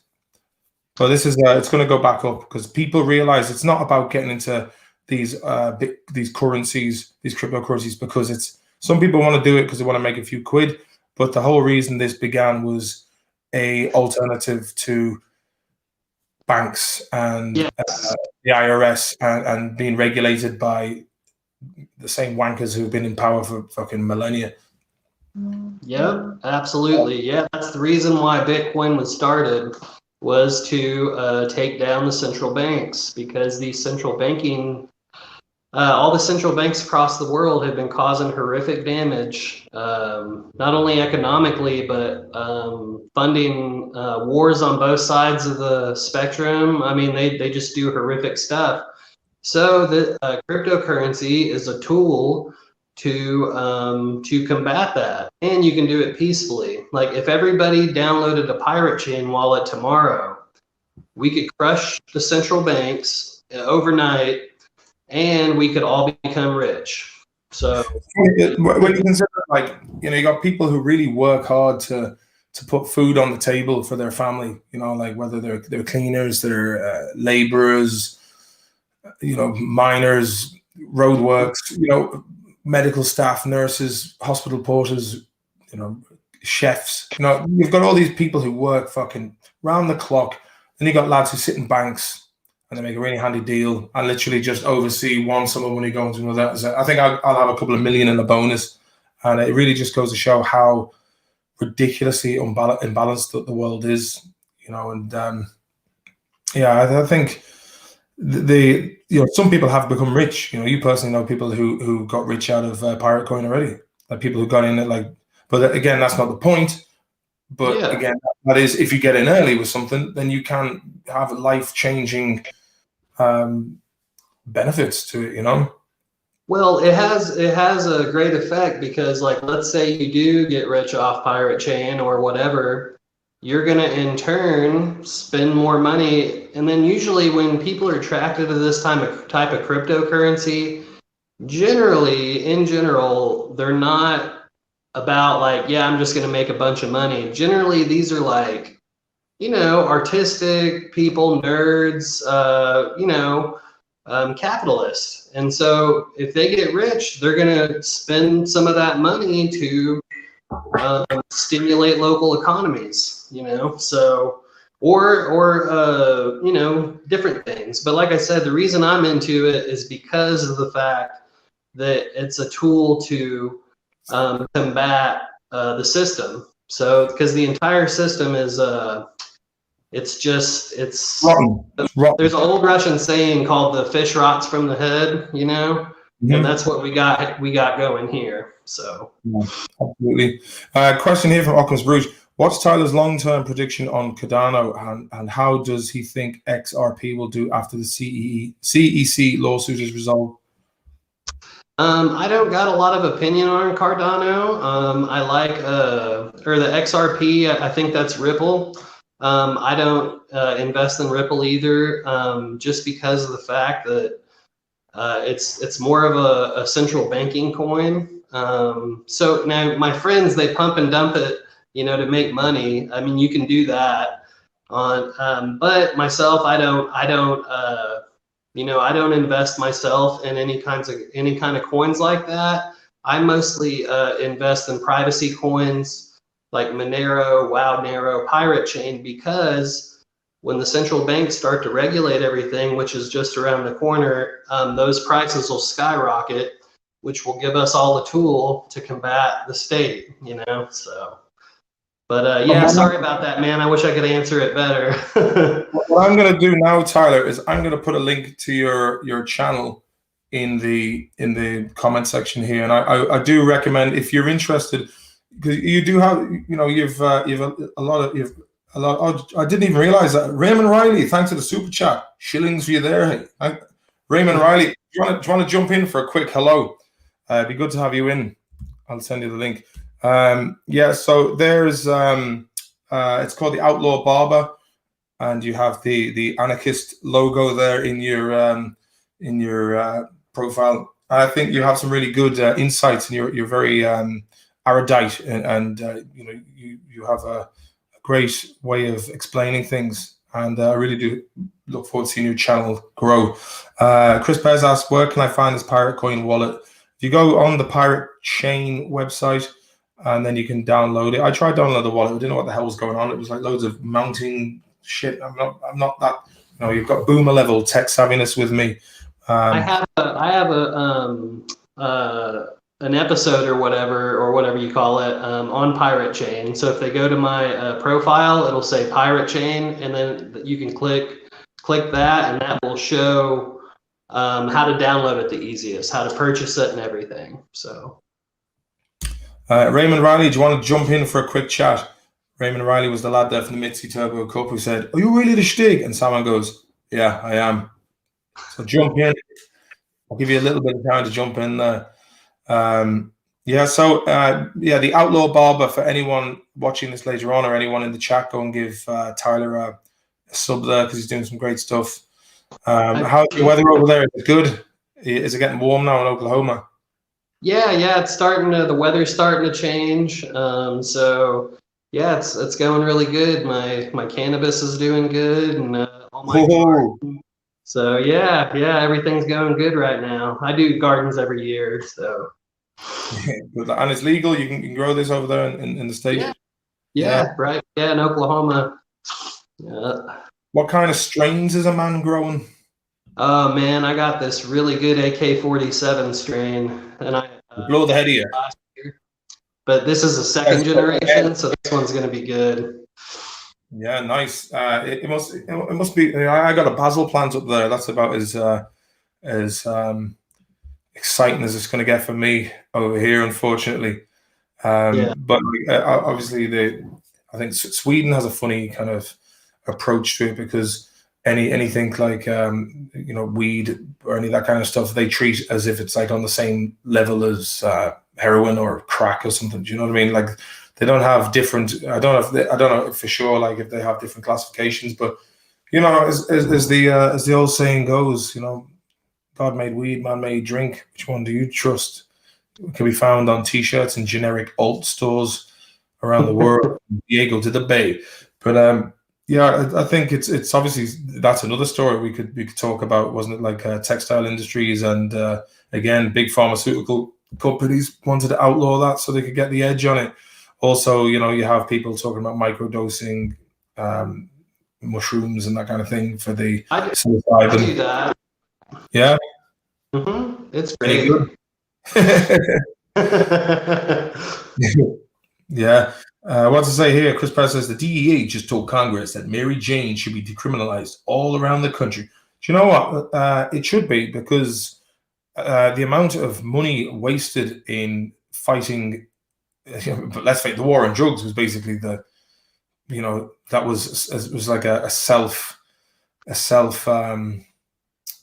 the word? Fulfilling war.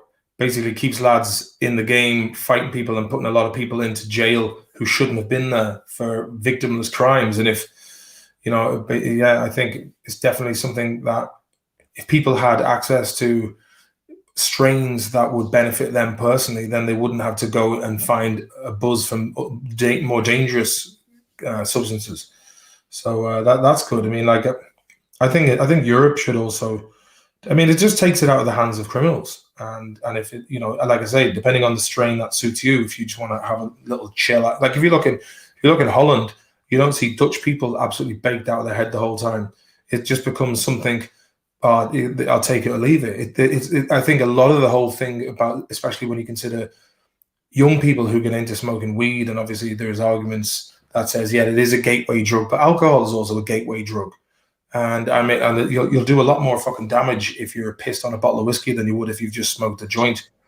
You won't be going climbing scaffolding if you're just taking mushrooms or smoked half a blunt.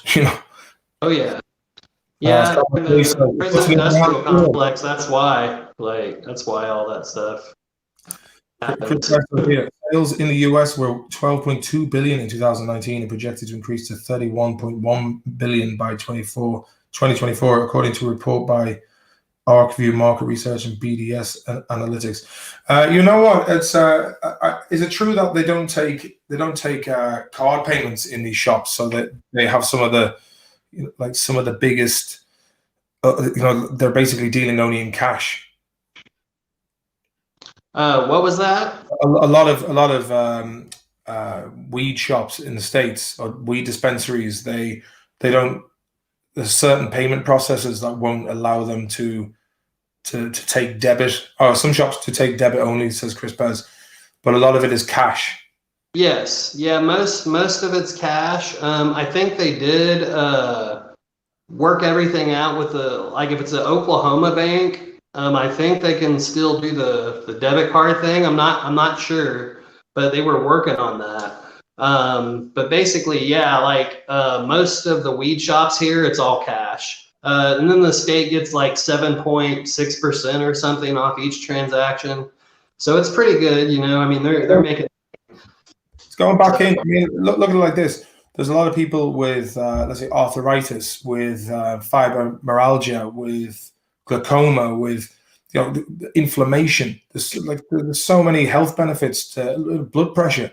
you know, and you don't have to smoke it either. There's obviously tinctures and there's gum, edibles, and if these are things that, if people are finding, here's the thing, right? If people are getting health benefits and they don't have to take weird shit with side effect, then let people have what they want. Sure. You know what I mean? If it keeps people out of a life of crime and trouble, then for God's sake, man, just give the people what they want. You know what I mean? It's ridiculous otherwise. Christine Pez says, not in Massachusetts, Canada, or Rhode Island, no credit there, only debit and cash when it comes to. But they must be targets for like armed robbers. They must be quite fortified. Some of these places, there must be like an airlock to get in and out of them. Yeah, they're pretty locked down here. I mean, like the state requires certain things for it to be a dispensary. Also, grow ops. Now, it wouldn't be too wise to try to rob a grow op here because most of these places are armed, pretty heavy. So heavy dudes. And then like if you kill somebody here that's in self-defense, that you don't even go to jail. Like they ran up the report and they're like, all right, well, thanks, and that's it, man. So. Yeah. But yeah, man, weed should be legal, 100%. I think all drugs should be legal because people are going to do what they're going to do, and criminalizing human behavior like that only helps the people that are invested in the prison systems. So. Yeah, because the prison systems in America, like they're I mean, a lot of these private prisons. I remember reading about this judge in Pennsylvania who was deliberately sending people to prison for misdemeanors and giving them longer sentences because he was in cahoots with a private jail. So he got caught.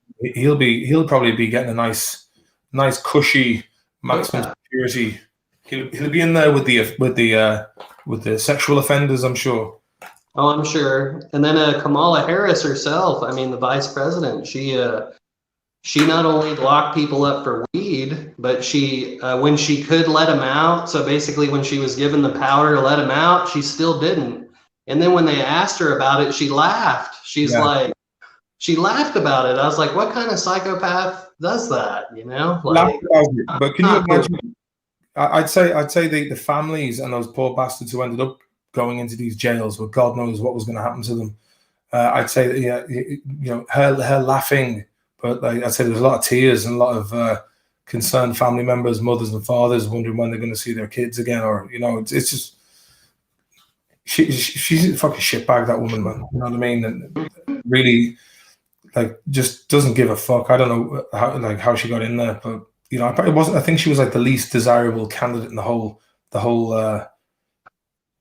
pre-elections. I don't know how she got in there.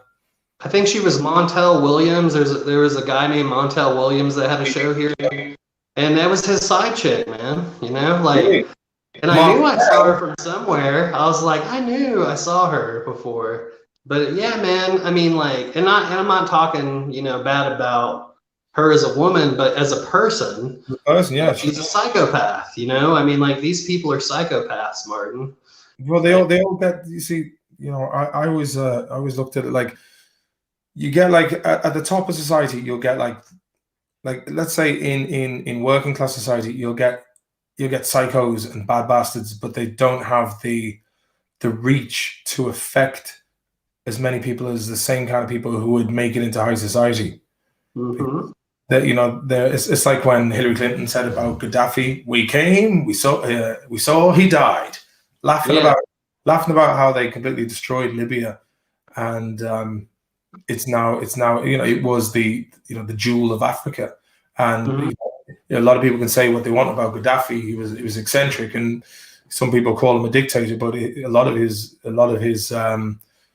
policies were very progressive. He gave money to I think it was like $50,000 he gave to couples new couples who wanted to buy a home. He wanted to irrigate the Nile Delta with water from they wanted to irrigate the Sahara with water that was coming off the Nile and just going into the sea and this kind of thing, and obviously wanted to sell his natural resources in gold instead of paper money. And this wouldn't do. And I think a lot of people wanted him gone for that. Well, that's the reason he did get gone, was because the media. Sorry, hold that thought. And the media, because I remember I was in New York when this happened, and the front of all the, it was very similar to what was happening in Syria. The media was saying this guy was making a, he was like, I don't know, maybe who the hell knows what was happening, but as Mitchell Balzan said, Gaddafi made the mistake of trying to swerve the dollar for gold, as did Saddam. But at the end of the day, the media were the ones who were saying, "Oh, he's hiring these mercenaries with yellow helmets and canes to beat up any dissenters," and it's always like, "Oh, the oppressive dictator." He's, sometimes I talk to, if I meet people from Libya, I ask what they think of Gaddafi, and some people say he was all right, some people say he was an asshole. But I didn't live there, but I mean, I look at the state of the place now. Like Tripoli has an open slave market, but there's I don't hear anybody in media condemning what's happening there now. Even back in the day when Russia was selling weapons to the Janjaweed, who were basically going around massacring people in Darfur, there was no media coverage of that either. So I think the media only ever covers these things when there's something in it for the media, Oh yeah. Yeah, exactly. Just like what's happening in Yemen right now. They're blowing away civilians, Saudi-backed militia. Man, and like I said, it's just another day in the office for the United States government. I mean, these people are terrorists. The United States government's a terrorist organization, just like the Saudi Arabian government is, just like the rest of them. But yeah, like I said, look at Libya. That's a great example, Martin. I mean, now they have open slave trade. They got tons of psychopaths, trying to take the power there. Syria's in a bad way. Like I said, all this is caused by these psychopaths at the top, And if you're a criminal street gang guy, like let's say you rise to the highest levels of the mafia in Dublin, you're only going to get so high. You're not going to be able to cause horrific damage nationwide. You know what I mean? But these politicians, they can, So that's. But it's the pen being mightier than the sword, isn't it? What people can sign into law has a major effect. It goes back to what I was saying earlier on. But people just go, "Oh well, it's almost like they're talking about the weather. We can't. What can we do about it?" Yeah. I think what humanity needs to do before it fucking runs off a cliff is it needs to start being honest. And I think people need to have honest and calm conversations and be building bridges and not burning them. And that's the hippie in me. But that's the way it should be. And as I always say in most of my streams, do no harm, take no shit. Yes, 100%.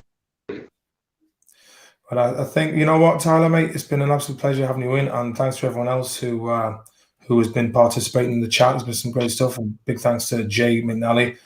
And there's always a load of some serious chat. But I like you, man.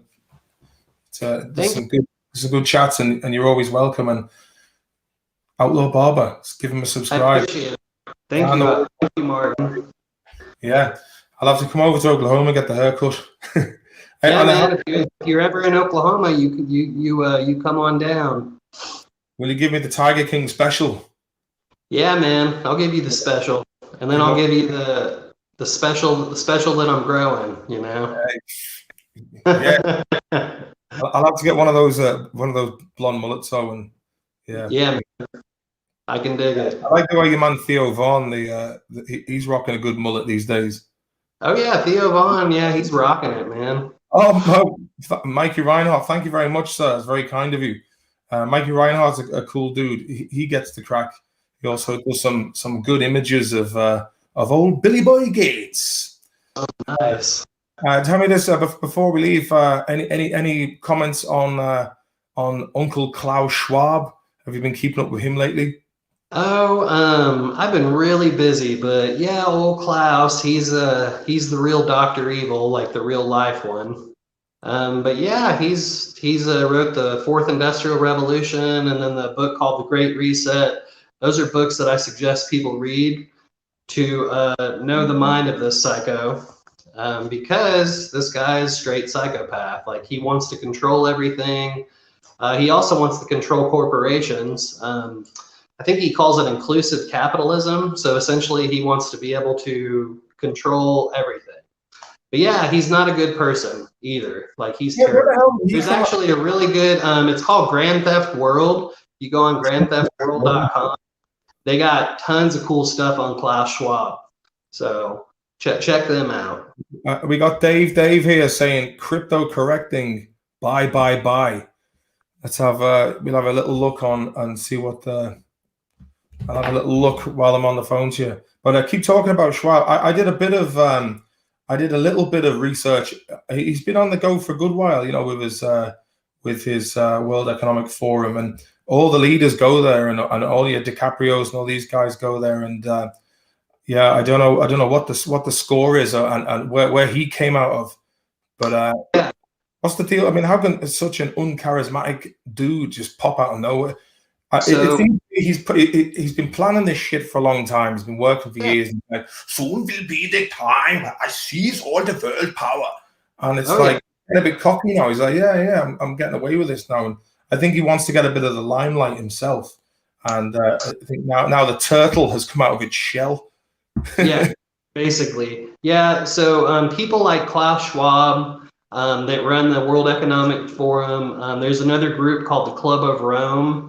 I don't think he's directly involved with that, but he has some dealings with that. But basically, these organizations take climate change, and they're going to make it as a tool to basically directly tax the humans again. You know, like just that it's going to be another tax. Yeah. So anyways, but this guy, he said by 2030 we'll own nothing and be happy. Oh, doesn't that sound great? Yeah, you know? I mean, like how's that going to so this, yeah, which I bought out of hard-earned money, which I'm quite happy with having.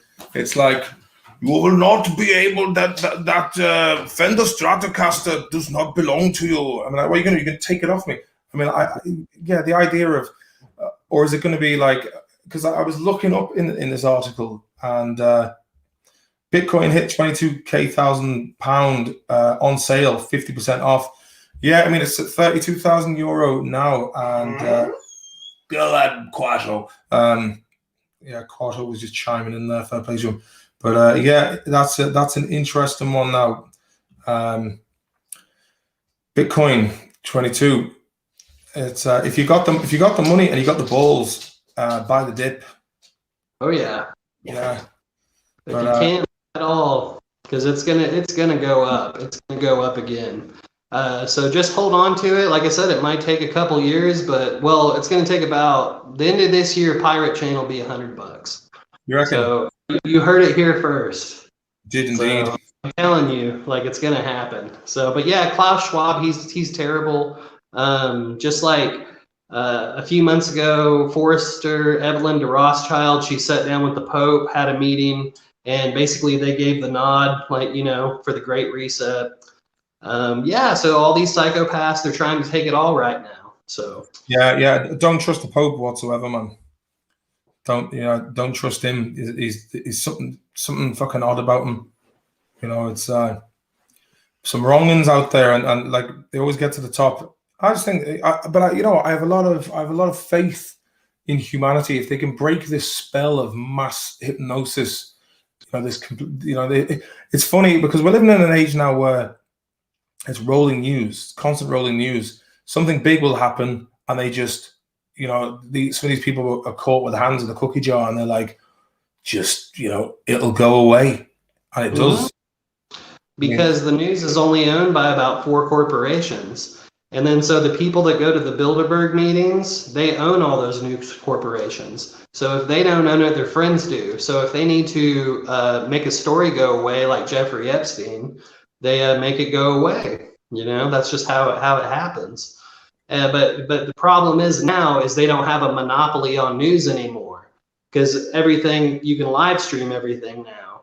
So they don't have that monopoly. The cracking, like I know that. I mean, most of my videos are now demonetized because I talk a spicy bit of chat. But you know what? Fuck it. What are you gonna do? I'd rather be real. But I think most people who come to my channel are aware of this anyway. You know. Yeah. But fair play to Russell Brand. Russell Brand's highlighting this kind of stuff now, and yeah, he seems to be doing a good job. And I haven't seen Russell Brand in many TV shows lately. No. So yeah, it says here, Dave says, "Oh snap! This guy knows what he's on about. I was at the Bilderberg protest 2013. Nice one, Dave. I think I remember watching We Are Change with Luke Rudowski there, and he was with your man Dan Dix, the Canadian lad, and they were down staking out the airport. It was brilliant, man. It was like a papa. It was like Kanye West crack, you know, the way Kanye West and Kim Kardashian are coming through LAX and all the paparazzis are all over them.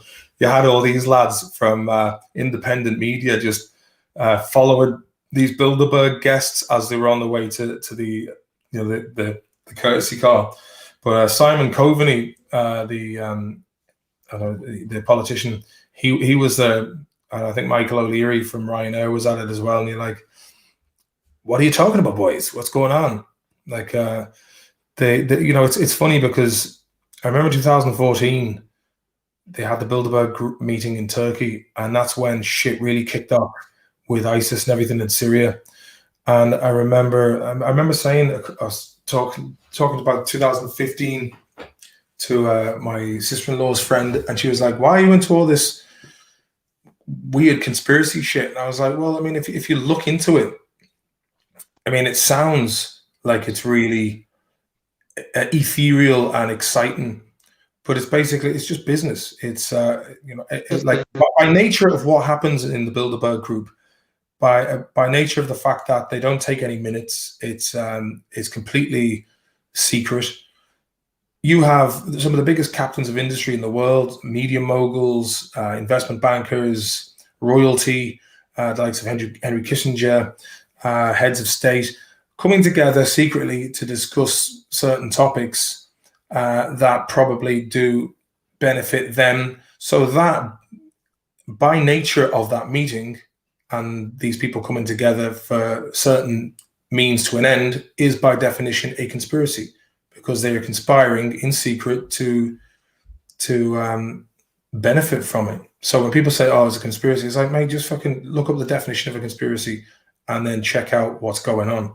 And then look at the events that unfold not long after that as well. Mm-hmm. Yeah, the conspiracy theorist, that term came from the Central Intelligence Agency. Anybody that questioned the JFK assassination narrative, they would label those people as conspiracy theorists. So that's an old CIA tactic. Furthermore, like, I have some paperwork on one of those Bilderberg meetings. If you go to my channel, it's under Silent Weapons for Quiet Wars, and you can read the paperwork that is present at these meetings. But yeah, these people, it's only about 160 of them, and you have to be invited. And these are the most wealthy, powerful individuals in the world, and they run and own everything. And but yeah, they sit down, see who's got to go, who's got to stay, what's going to be planned the next couple years, and they plan out everything. In the paperwork that I have in my video, they even talk about the draft. I mean, they talk about everything. So these people, and not only do they do these meetings and determine our future, but they think that they have the right to do this, which is even more terrifying. That's the scary part to me. Like, they think they have the right to do this. And yeah, it's like I said, these people are raised bosses, Martin. They're not raised like us. None of us. So these people they're going for the big score right now. So it's super sad to see this. Well, yeah, I think they. I was just hacking out. So speaking of Bilderberg Group, the company that runs Bitcoin protocol is Blockstream, who are funded by the AXA Group, who have strong ties to Bilderberg. Interesting. Yeah, that is very interesting. I mean, this is why the likes of Pirate Chain is becoming more popular. And the thing is, not many people know about it now. If you want more knowledge on it, go to the subreddit group, Pirate Chain, because there are people in there who they know their stuff. And anytime I'm like, oh God, I've wasted a few quid on this, I go in there and I read what they're saying, and I'm like, yeah, okay, it checks out. I mean, it's not listed on Binance or any of the main exchanges. But have you heard of this thing called Pirate Cash? Pirate Cash? No, I have not. Is that like a fork from Pirate Chain? Maybe, I'm not sure. I think it was started in 2018, but they're going for like 0.015 at the moment. But, I'll look it up. Yeah, look it up. And I looked into it the other day. I was like, man, if you put in like $20 into that, and it goes to $3, you're going to be making a nice little return for yourself. But yeah, I think ARRR is the ticker, and look into it. I mean, it seems to be floating around about $550 now at the moment. Mm-hmm. But it's definitely something to look out for. But on that note, Tyler, my old friend, I will say thanks very much for the insights, and by looking at the comments. People really enjoy what you said, and so for anyone who's just coming in lately, Outlaw Barber, I put the link up there in the chat. Go and subscribe and listen to it. And yeah, you do good work, and I hope your chat is taking off. No worries, mate. An absolute pleasure. And thanks to Johnny, Raymond Riley, Mikey Reinhardt, and anyone else who has donated to the chat. If you're watching this later on, you'd like to throw him on a few bob for the truth bombs that Amanda's be dropping, you can pay me at a one-time donation to PayPal/Maloney's Digest, or become a patron on the Hardy Books page. But I think I'm going to have to start my own Maloney's Digest PayPal or fucking Patreon page. I hate doing the sell, but it's like whenever you watch the Luke Radowski thing, it's always like, oh, that's why I started Luke Uncensored. And I'm like, oh, fuck off, man. Buy my shirts. Buy my shirts. Like, I love the way he just works in, you're like, when's it coming? When's the plug coming of like, this is, and this is why, as a completely demonetized independent news network, we bring you this, and you can help support this with these supplied of drive. I was like, oh yeah, and then I just skip that bit. Yeah, so that's the crack. Thanks everyone. Tyler, good to see you, mate. Nice to chat all the way in America. I mean, it's fantastic what technology has brought us cross-continental, all the way across in real time, viewed by people from all over the world. This is the good thing about technology and the internet. It's not all bad. So we got some good stuff. So we got Dave has just subbed, so we got a few more subscribers there. Right, lads and ladies, I love you and leave you. Thanks very much. And I might come on tomorrow and do another one with the girlfriend, a Tipple Thursdays, where we'll try a couple more of these fancy craft beers, and we can keep it beery tomorrow, because she was a bit miffed that it went from beer tasting to talking about like conspiracies and Bill Gates. So like, tomorrow it'll be about beer and having the crack about beer stuff. And yeah, so join us for that if you're around as well. I think we might have Stephen Kelly, the cowboy, joining us. Cheers. I'm out of here. All right. Good night. God bless everyone. Take care. Cheers, Cheers, everyone sticking around. It was good, a good old crack there. Young Quasho probably needs to go out for a slash. I'll take him out now. He's had a good day. He's had a good walk. And the crack is good. Right. Talk to you soon. It's been 2 hours and nearly 4 minutes. And I love you and leave you. Good night. God bless.